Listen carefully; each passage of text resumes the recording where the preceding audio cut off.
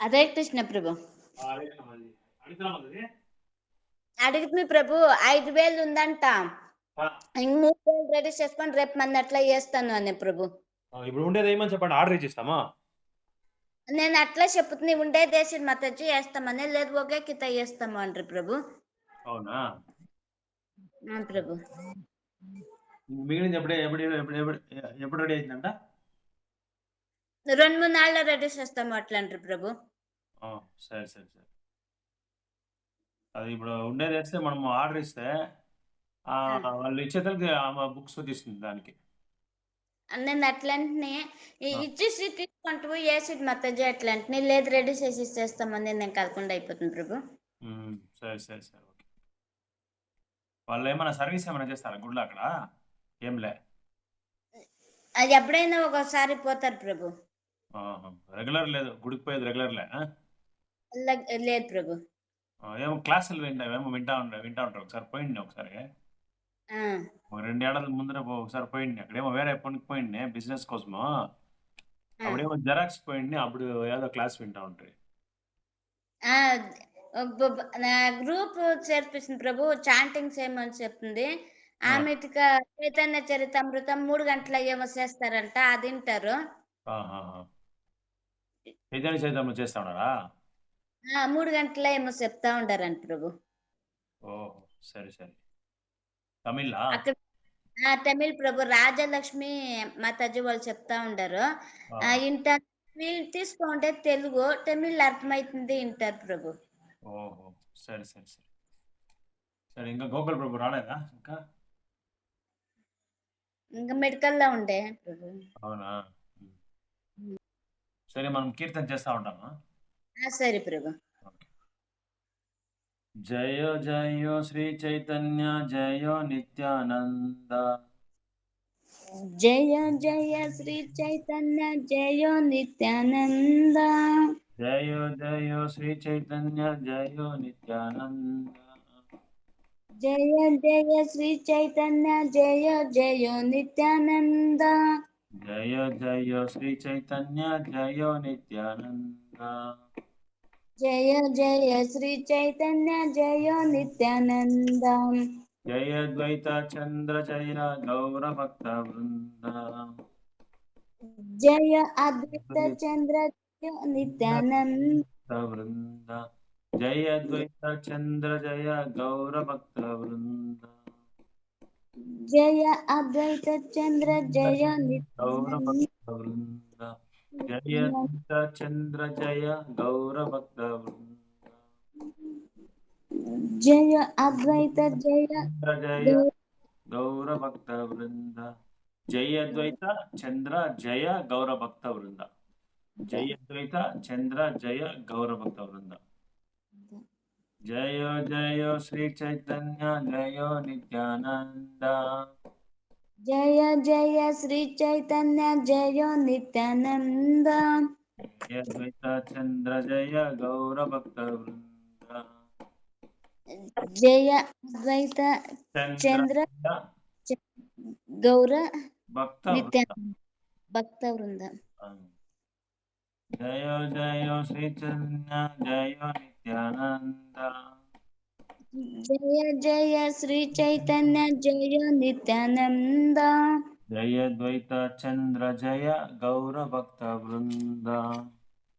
జయ అద్వైత జయ అద్వైత నిత్యానంద. చంద్ర నిత్యానంద. జయ జయ నిత్యానంద. జయ భక్త వృంద. గౌర గౌర భక్త భక్త వృంద.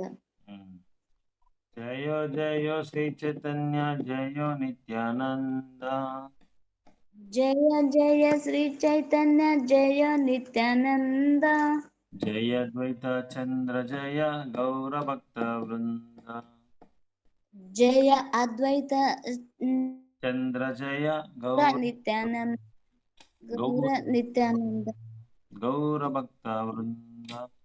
గౌర భక్త వృంద. జయ గౌర భక్త వృంద.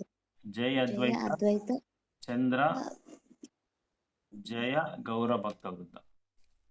Hare Krishna Krishna Krishna Hare Hare, Hare Ram Ram Ram Hare Ram Hare Hare Krishna Hare Krishna Krishna Krishna Krishna Hare Krishna Hare, Hare Ram Hare Ram Hare Hare, Hare Krishna Krishna Krishna Hare Hare, Hare Ram Ram Hare Hare.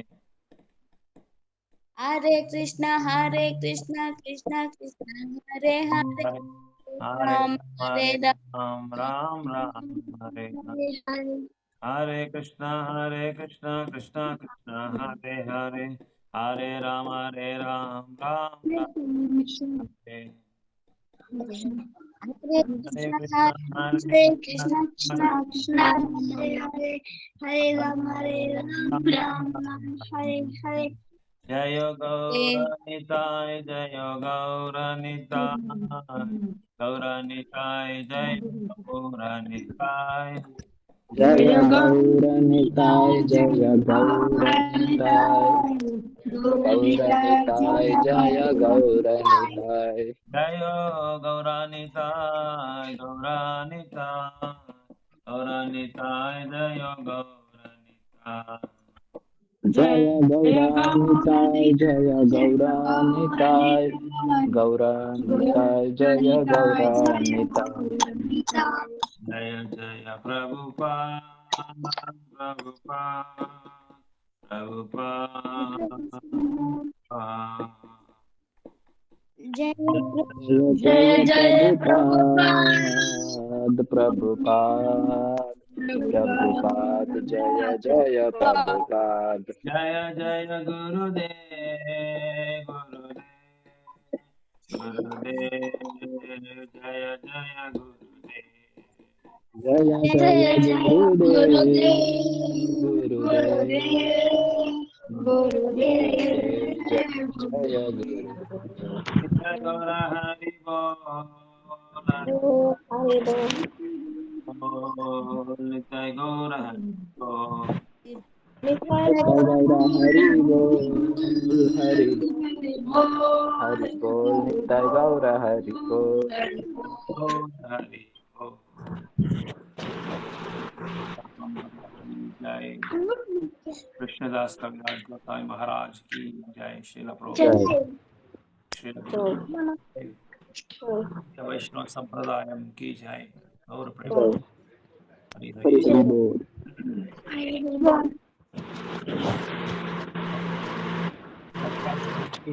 ఈ యొక్క చైతన్య చరితామృత యొక్క ప్రవాహం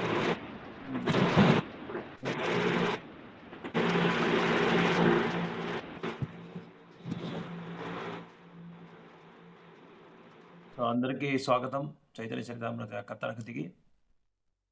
so మనము ఇంచుమించుగా ఒక 2 నెలల నుంచి ఇది స్టార్ట్ చేసినాం కదా గోపాల్ ప్రభు, 2 నెలలు కదా స్టార్ట్ చేసి? 2 నెలలు కాలేదనిపిస్తుంది ప్రభు, 1 మంత్ ఏమన్నా అయింటది ప్రభు. 1 మంత్, ఓకే, రైట్. సో 1 నెల ఇంకా మనం స్టార్ట్ చేసినాం అనుకున్నాం, 1 నెల, మేబీ 1.5 నెల అయ్యిండొచ్చు. సో ఇక్కడ 5 or 6 క్లాసెస్ అయ్యింది ప్రభు. అవునా, ఓకే ఓకే, రైట్.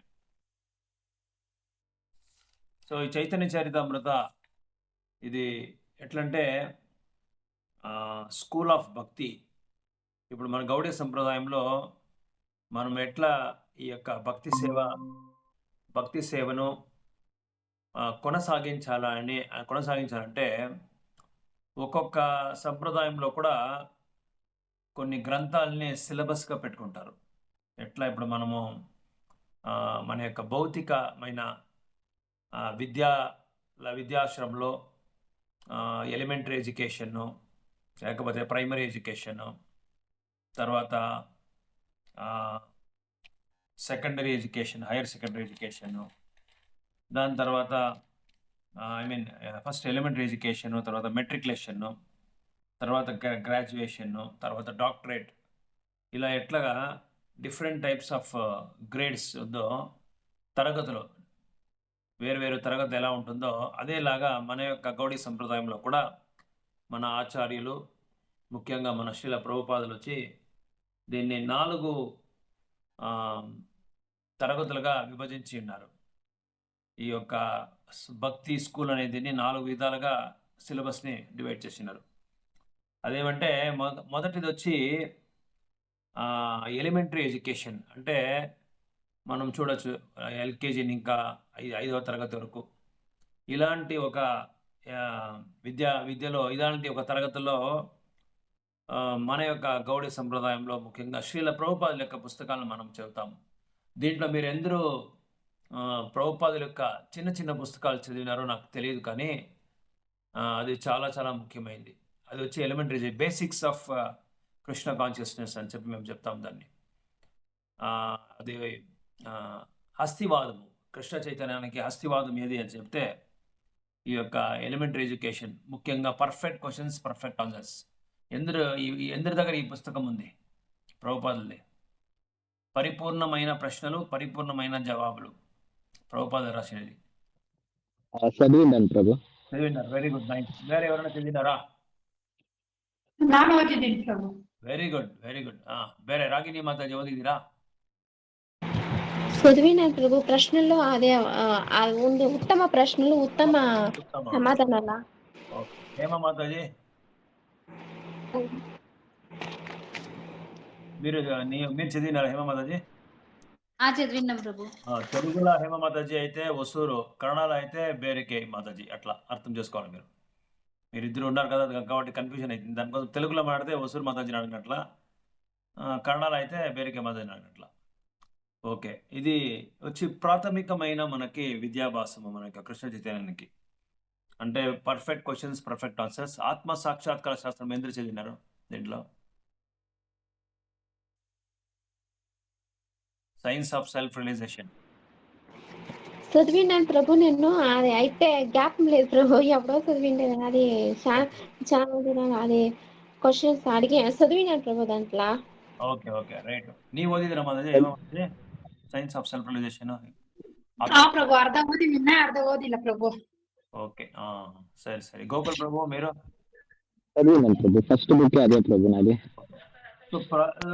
ఇది ఒక సామాన్యంగా మన యొక్క పుస్తక వితరణ చేసేవాళ్ళు, మన భక్తులందరూ ఏం చేస్తారంటే, మొదటిగా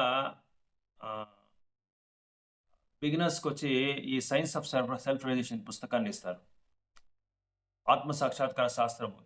ఎందుకంటే శ్రీల ప్రభుపాదులు దీన్ని చాలా బాగా ఒక ప్రాథమిక భక్తుడు, ఒక బిగినర్ ఎలా అర్థం చేసుకోవాలి కృష్ణ చైతన్యాన్ని, ఆత్మ అంటే ఏమి, దేహం అంటే ఏమి, తర్వాత క్రిస్టియానిటీకి మన హిందూజంకి ఏం డిఫరెన్స్ ఉంది, మహమ్మదీయులకి యొక్క ప్రాఫిట్ వాళ్ళకి మన యొక్క మన యొక్క సనాతన సంప్రదాయానికి ఏం భేదాలు ఉంది, దీని గురించి అంతా చాలా, ఇది రెండే కాదు, చాలా టాపిక్స్ దీంట్లో డిస్కషన్లో ఉంటుంది. చాలామంది కూడా దీన్ని చదివి ఎంతోమంది భక్తులైనారు. ప్రభుపాదులు బాంబేలో ఉండేటప్పుడు కానీ, ఎక్కడ ఫారెన్లో ఉండేటప్పుడు కానీ, చాలా క్లిష్టమైన పరిస్థితుల్లో కూడా ఉండేటప్పుడు కూడా భక్తులు వచ్చి ఈ యొక్క భక్తి వేదాంత బుక్ ట్రస్ట్ ఈ పుస్తకాల యొక్క స్కోరు, భాగవతం సెట్లు 10 సెట్లు అమ్మినాము, వితరణ చేసినాము. స్మాల్ బుక్స్ 100 బుక్లు వితరణ చేసినాము. చైతన్య చరితామృత 5 సెట్లు వితరణ చేసినాము అని చెప్పి వాళ్ళకి అది చెప్తే కూడా, చెప్పిన మరుక్షణమే శ్రీల ప్రభుపాదులు తన యొక్క మానసిక ఒత్తిడి ఉంటుంది కదా, భక్తులు గొడవలు వేసుకునేది, తర్వాత భౌతికవాదులు మన యొక్క భక్తుల పైన కలహాలని ఏర్పరచుకునేది, ఇదన్నీ ఉంటుంది కదా, దాన్ని అన్నీ పక్కన పెట్టేస్తారంట. ఎందుకంటే ప్రభుపాదులకి ఆ యొక్క స్కోర్ వస్తేనే చాలంట. మీకు తెలుసో తెలీదో, పుస్తకాల యొక్క వితరణ ఒక స్కోర్ నుంచి దర్శనార్థి అయ్యే ముందు, తులసి ఆరతి అయిన తర్వాత మన యొక్క రాధాకృష్ణ యొక్క మూర్తుల ముందు నిల్చుకొని చదువుతారు. ఎంతమంది దీన్ని చూసినారు దేవాలయంలో? ఎవరైనా చూసినారా? ఈ ఒక సిస్టమ్ని మన యొక్క మన యొక్క సంస్థలో వచ్చి అలవాట్లో ఉంది. భగవంతుని ముందు నిల్చుకొని నిన్న ఇలాంటి భక్తులు వాళ్ళ పేర్లు చెప్పి వీళ్ళు ఇక ఇన్ని పుస్తకాలు వితరణ చేసినారు అని చెప్పేసి భగవంతుని ముందర చెప్తారంట. తర్వాత ప్రభుపాదులకి చెప్తారంట. సో ప్రభుపాదులకి అంత చాలా ఇష్టమంట. పుస్తక వితరణ చేసే వాళ్ళు చూస్తే చాలా చాలా ఇష్టమంట. చాలా ప్రీతి కూడా, చాలా ఎక్కువ కారణం మనం ప్రభుపాద కరుణ కావాలంటే మనకు పుస్తక వితరణ చేయాలి. మన యొక్క సాధనను మనం చేయాలి, పుస్తక వితరణ కూడా మనం చేయాలి. భక్తుల్లో రెండు విధాలమైన భక్తులు ఉంటారు. ఒకరు సాధకులు, ఇంకొకరు పార్షదులు అని చెప్తారు. ఎవరికైనా దీనికి అర్థం తెలుసా? పార్షదులు తర్వాత సాధకులు. సో భక్తులు ఈ రెండు విధానాలు ఉంటుంది. ఎవరికైనా తెలిస్తే ఆన్సర్ చెప్పొచ్చు. 2 types of devotees. One is parshadas, another type of devotees is sadhakas.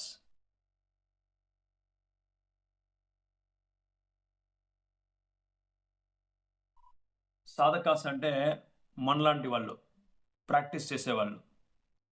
మన యొక్క కృష్ణ చైతన్యంని ప్రాక్టీస్ చేసే వాళ్ళని, భక్తి సాధన చేసే వాళ్ళని సాధకాలు అంటారు. అంటే మనము భక్తి రసామృత సింధులో చూస్తాం కదా, సాధన భక్తిలో 2 రకాలు ఉంది. ఒకటి వైదీ సాధన భక్తి, ఇంకోటి రాగానుగా సాధన భక్తి. ఆ తర్వాత సెకండ్ వచ్చి ఇది ఎవరికైనా తెలుసా? సాధన భక్తి. హరే కృష్ణ. సాధన భక్తి మర్చిపోయారా? ఎవరికి జ్ఞాపకం లేదా? హేమమాతాజీ మీకు జ్ఞాపకం లేదా? ಹೇಮಾಮಾತ ನಿಮಗೇನ ಗೊತ್ತಾ? ಜ್ಞಾಪಕ ಇದೆಯಾ? 3 ವಿಧವಾದ ಭಕ್ತಿ ರಸ ಸಮೃದ್ಧ ಹೇಳಿದಾರಲ್ಲ. ಅದೇ ಸಾಧನ ಭಕ್ತಿದಲ್ಲಿ ವೈದಿಕ ಭಕ್ತಿ, ರಾಗಾನುಗ ಭಕ್ತಿ ಪ್ರಭು. ಸಾಧನ ಭಕ್ತಿಲಿ 2 ವಿಧ ಆಯ್ತು. ಸಾಧನ ಭಕ್ತಿ ಇನ್ನು ಬೇರೆ ರಾಗಾನುಗ ಭಕ್ತಿ, వైదిక భక్తి, ప్రేమానుభక్తి. సో ఇట్లా ఈ యొక్క 2 రకాల భక్తులు ఉన్నారు కదా. సాధకులు అనే వాళ్ళు వచ్చి వైది అంటే విధి విధానాలతో ఒక గురువుని సంప్రదించి ఆ గురువు దగ్గర, ఆ గురువు యొక్క నిదర్శనంలో వాళ్ళు భక్తి సేవలు చేస్తూ ఉంటారు. కంపల్సరీ వాళ్ళకి ఒక కర్తవ్యంగా వాళ్ళు చేస్తారు. పార్షదులు అంటే ఎవరు అంటే భగవంతుని యొక్క చాలా దగ్గరగా ఉండే అసోసియేట్స్, వాళ్ళ యొక్క సంగిలు వాళ్ళందరూ. లైక్ గోపిశ్రీలు, గోపాసు, వీళ్ళందరూ భగవంతునితోనే ఉంటారు. చాలా దగ్గరగా ఉండి భగవంతునికి సేవ చేస్తుంటారు. మనం చూడొచ్చు లలిత, విశాఖ, తర్వాత మంజర్లు, తర్వాత గోపిశ్రీలు, వీళ్ళందరూ భగవంతునితోనే ఉండి భగవంతునికి సేవలు చేస్తుంటారు. వీళ్ళని పార్షదులు అని చెప్తారు. సో ఇట్లా 2 రకాల భక్తుల్ని మనం చూడొచ్చు. అంటే ఇది ఎందుకు చెప్తున్నాను ఇదంతా అంటే, ఎట్లా మనము ఈ యొక్క కృష్ణ చైతన్యంలో మనము కవర్ చేసే పోర్షన్స్ ఎట్లుంటుంది, మన స్కూల్ ఎలా ఉంటుంది, దాని గురించి పరిచయం చేస్తేనే మనకి చైతన్య చరితామృత అర్థమయ్యేది. సో ఇట్లా ఎలిమెంటరీ స్కూల్లో వచ్చి మన ఎలిమెంటరీ ఎడ్యుకేషన్లో మనం ఏం చేస్తామంటే, ఈ యొక్క ప్రాథమిక విద్యాభ్యాసంలో మనము ప్రభుపాదుల యొక్క అన్ని పుస్తకాలు మనం చదువుతాం. గౌడీ సంప్రదాయంలో ఉండే పుస్తకాలన్నీ, పర్ఫెక్ట్ క్వశ్చన్స్, పర్ఫెక్ట్ ఆన్సర్స్, ఆత్మసాక్షాత్కార శాస్త్రము, భగవంతుడు ఎవరు, నేనెవరు, తర్వాత ప్రాథమిక సత్యాలు ఏవేవి, భగవంతునికి మనకుండే సంబంధం ఏది, ఇదన్నీ మనము ఈ యొక్క ప్రాథమిక దీంట్లో చదువుతాం మనం. తర్వాత ఈశోపనిషత్తు, భక్తి రసామృత సింధు, ఈశోపనిషత్, తర్వాత ఉపదేశామృత, ఈ పుస్తకాలన్నీ చాలా చాలా ముఖ్యమైనది, చాలా ఇంపార్టెంట్. ఇదన్నీ బాగా చదివితే దాంట్లో ప్రభుపాదులు ఏం చేసినారంటే ప్రతి ఒక్క కొటేషన్స్ దాంట్లో ఇచ్చింటారు. భాగవతంలో ఇలా చెప్పినారు, భగవద్గీతలో ఇలా చెప్పినారు అని చెప్పేసి. సో ఈ యొక్క అస్థివాదము, మన యొక్క కృష్ణ చైతన్య అస్థివాదం ఏది అంటే ప్రభుపాద యొక్క చిన్న చిన్న పుస్తకాలు. దీన్ని ఎలిమెంటరీ ఎడ్యుకేషన్ అని చెప్తారు, ప్రాథమిక విద్యాభ్యాసం. తర్వాత మెట్రికులేషన్, దాంట్లో ఏమంటే ఈ యొక్క స్టాండర్డ్ 6th స్టాండర్డ్ ఇంకా +2 వరకు ఉదాహరణకి, దాంట్లో ఏం చెప్పిస్తారంటే ఈ యొక్క మన యొక్క కృష్ణ చైతన్యంలో భగవద్గీత గురించి చెప్తారు. అంటే భగవంతుని యొక్క వాచ ఏమి, భగవంతుడు తన యొక్క తామర నోటితో ఏమి ఉపదేశం చేస్తున్నారు, సో భగవంతుడు ఎలా మాట్లాడినారు అర్జున్తో, దేని గురించి చెప్పినారు, తర్వాత సిద్ధాంతాన్ని గురించి భగవంతుని యొక్క సిద్ధాంతాన్ని గురించి వాళ్ళు చాలా వివరణగా చెప్తారు మెట్రికులేషన్ ఎడ్యుకేషన్లో. దానికి ನೆಕ್ಸ್ಟ್ ಗ್ರೇಡ್ వచ్చి ಗ್ರಾಜುಯೇಷನ್. ಸೊ ಗ್ರಾಜುಯೇಷನಲ್ಲಿ ಏನು ಹೇಳ್ತಾರೆ ಅಂತ ಹೇಳಿದ್ರೆ ಶ್ರೀಮದ್ భాగవతంలో activities of Krishna and his devotees, భగవంతుని యొక్క లీలల గురించి, తర్వాత తన యొక్క భక్తుల యొక్క లీలల గురించి శ్రీమద్ భాగవతంలో చెప్తారు. దీనికి నెక్స్ట్ స్టెప్ వచ్చి డాక్టరేట్. గ్రాడ్యుయేషన్ అయినాక తర్వాత పోస్ట్ గ్రాడ్యుయేషన్, తర్వాత డాక్టరేట్లో చైతన్య చరితామృత. ఈ చైతన్య చరితామృత ಬಗ್ಗೆ సంపూర్ణమైన వివరాలని దీంట్లో ఇస్తారు. అంటే భగవంతుని యొక్క మనస్సు గురించి దీంట్లో చాలా డీటెయిల్గా దీన్ని ఎక్స్ప్లెయిన్ చేసినారు. భగవంతుని యొక్క ఫీలింగ్ ఎలా ఉంటుంది, అతని యొక్క భావాలు ఎలా ఉంటుంది, అతని యొక్క ఆలోచనలు ఎలా ఉంటుంది, అతని యొక్క అనుభవాలు ఎలా ఉంటుంది, భక్తులతో అతని యొక్క సాంగత్యం ఎలా ఉంటుంది, ఎలా భక్తుల దగ్గర ఆయన ఒకరికొకరు సంబంధం ఏర్పరచుకుంటారు, ఎట్లా ఒకరికొకరు వాళ్ళ యొక్క వ్యవహారాలు ఎలా ఉంటుంది, దీన్నన్నిటినీ చైతన్య చరితామృతలో చాలా ఇది డీటెయిల్డ్ ఫిలాసఫీ ఇది. అది కాకుండా చైతన్య చరితామృత వచ్చి సర్వసాధారణంగా తీసుకునే ఒక గ్రంథమే కాదు, అది చాలా సీరియస్గా తీసుకోవాలి. దానికి నేను చాలా స్లోగా పోతా ఉన్నాను చైతన్య చరితామృతం. ఇది ఒక్కటి అర్థం చేసుకుంటే మనకు అన్ని అర్థం చేసుకోవచ్చు. నేను అప్పుడప్పుడు చెప్తా ఉంటాను, చైతన్య మహాప్రభు దగ్గర ముందు నిల్చుకొని నాకు ఈ సమస్య ఉంది, నాకు ఆ సమస్య ఉంది, చాంటింగ్ క్వాలిటీ నాది ఇంప్రూవ్ కాలేదు, తర్వాత భక్తుల దగ్గర ఏ భక్తుల దగ్గర నేను సాంగత్యం తీసుకోవాలా, ఏ భక్తుల దగ్గర నేను సాంగత్యం తీసుకుంటే నేను మంచి భక్తులు అవుతాను, తర్వాత భక్తుల మధ్యలో మనం ఎలా వాళ్ళ దగ్గర మనము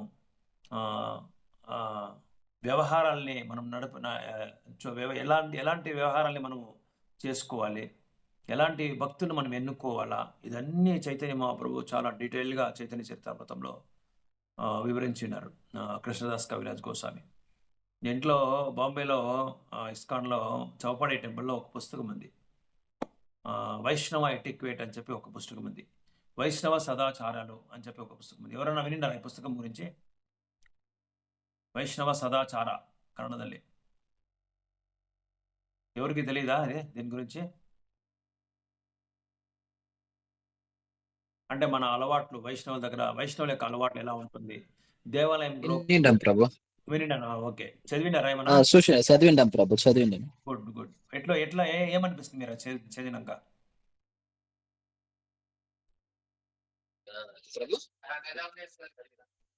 సో ఓకే, ఇట్లా ఈ యొక్క పుస్తకంలో ఈ వైష్ణవ సదాచారంలో వచ్చి భక్తుల ఇంట్లోకి పోతే, వాళ్ళ యొక్క గృహాలకు పోతే ఎలా మనం నడుచుకోవాలి, ఎప్పుడు ఎక్కడ ఎట్లా వైష్ణవ ప్రణామం వాంఛాకల్పతల విషయం చెప్పాలి, తర్వాత దేవాలయం వెళ్ళిన తర్వాత ఎక్కడ మనము ప్రణామాలు అర్పించాలి, తర్వాత దేవాలయం పోయే ముందు మనము మన యొక్క దీన్ని శుద్ధం చేసుకోవాలా, బహిరంగ శుద్ధం చేసుకోవాలా, ఏ మూడ్లో మనం వెళ్ళాలా, ఏ భక్తునితో ఎలా మనం పలకరించాలా, ఇదన్నీ చాలా విషయాలు దీంట్లో చెప్పబడింది.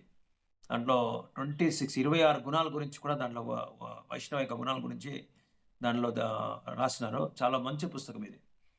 సో ఇలా చైతన్య చరితామృతంలో కూడా భగవంతుడు తర్వాత భక్తుని యొక్క మధ్యలో ఉండే లీలలు, వాళ్ళ యొక్క సంబంధాలు, ఎలా చైతన్య మహాప్రభు వైష్ణవుల సేవ చేస్తారు, ఆ సేవ చేసేటప్పుడు ఎలా మనకి ప్రదర్శించి చూపిస్తారు, ఎలాగా ఒక రోల్ మోడల్గా ఒక గుణపాఠంగా మనకు ఎలా చూపిస్తారు, దీనన్నీ చైతన్య మహాప్రభు దీంట్లో చాలా డీటెయిల్గా చెప్పినారు. సో ఇట్లా మన సిలబస్ మొదటిది ప్రైమరీ ఎడ్యుకేషన్, తర్వాత మెట్రికులేషన్, తర్వాత గ్రాడ్యుయేషన్, తర్వాత డాక్టరేట్. సో ప్రైమరీ ఎడ్యుకేషన్ మనం ప్రైమరీ ఎడ్యుకేషన్లో ఏం చేస్తామో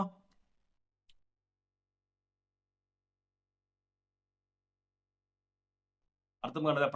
ప్రాథమిక తరగతిలో ఇప్పుడు ఎల్కేజీ యూకేజీ ఫస్ట్ స్టాండర్డ్లో మనం ఏం చదువుతాము, మన యొక్క సంస్థలో మనకి హరే కృష్ణ మూమెంట్లో ఏం చదువుతాం మనము బిగినింగ్లో?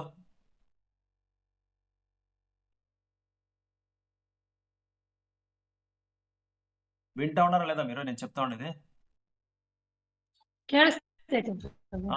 సరే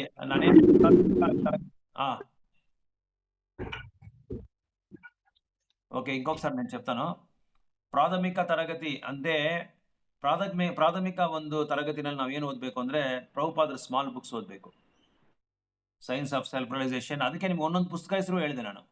ಹೂ ಈಸ್ ಗಾಡ್, ಭಗವಂತ ಅಂದ್ರೆ ಯಾರು, ನಾನು ಹೂ ಆಮ್ ಐ, ನಾನು ಯಾರು, ಮತ್ತೆ ಉತ್ತಮ ಪ್ರಶ್ನೆಗಳು, ಉತ್ತಮ ಸಮಾಧಾನಗಳು. తర్వాత ಈಶೋಪನಿಷತ್ತು,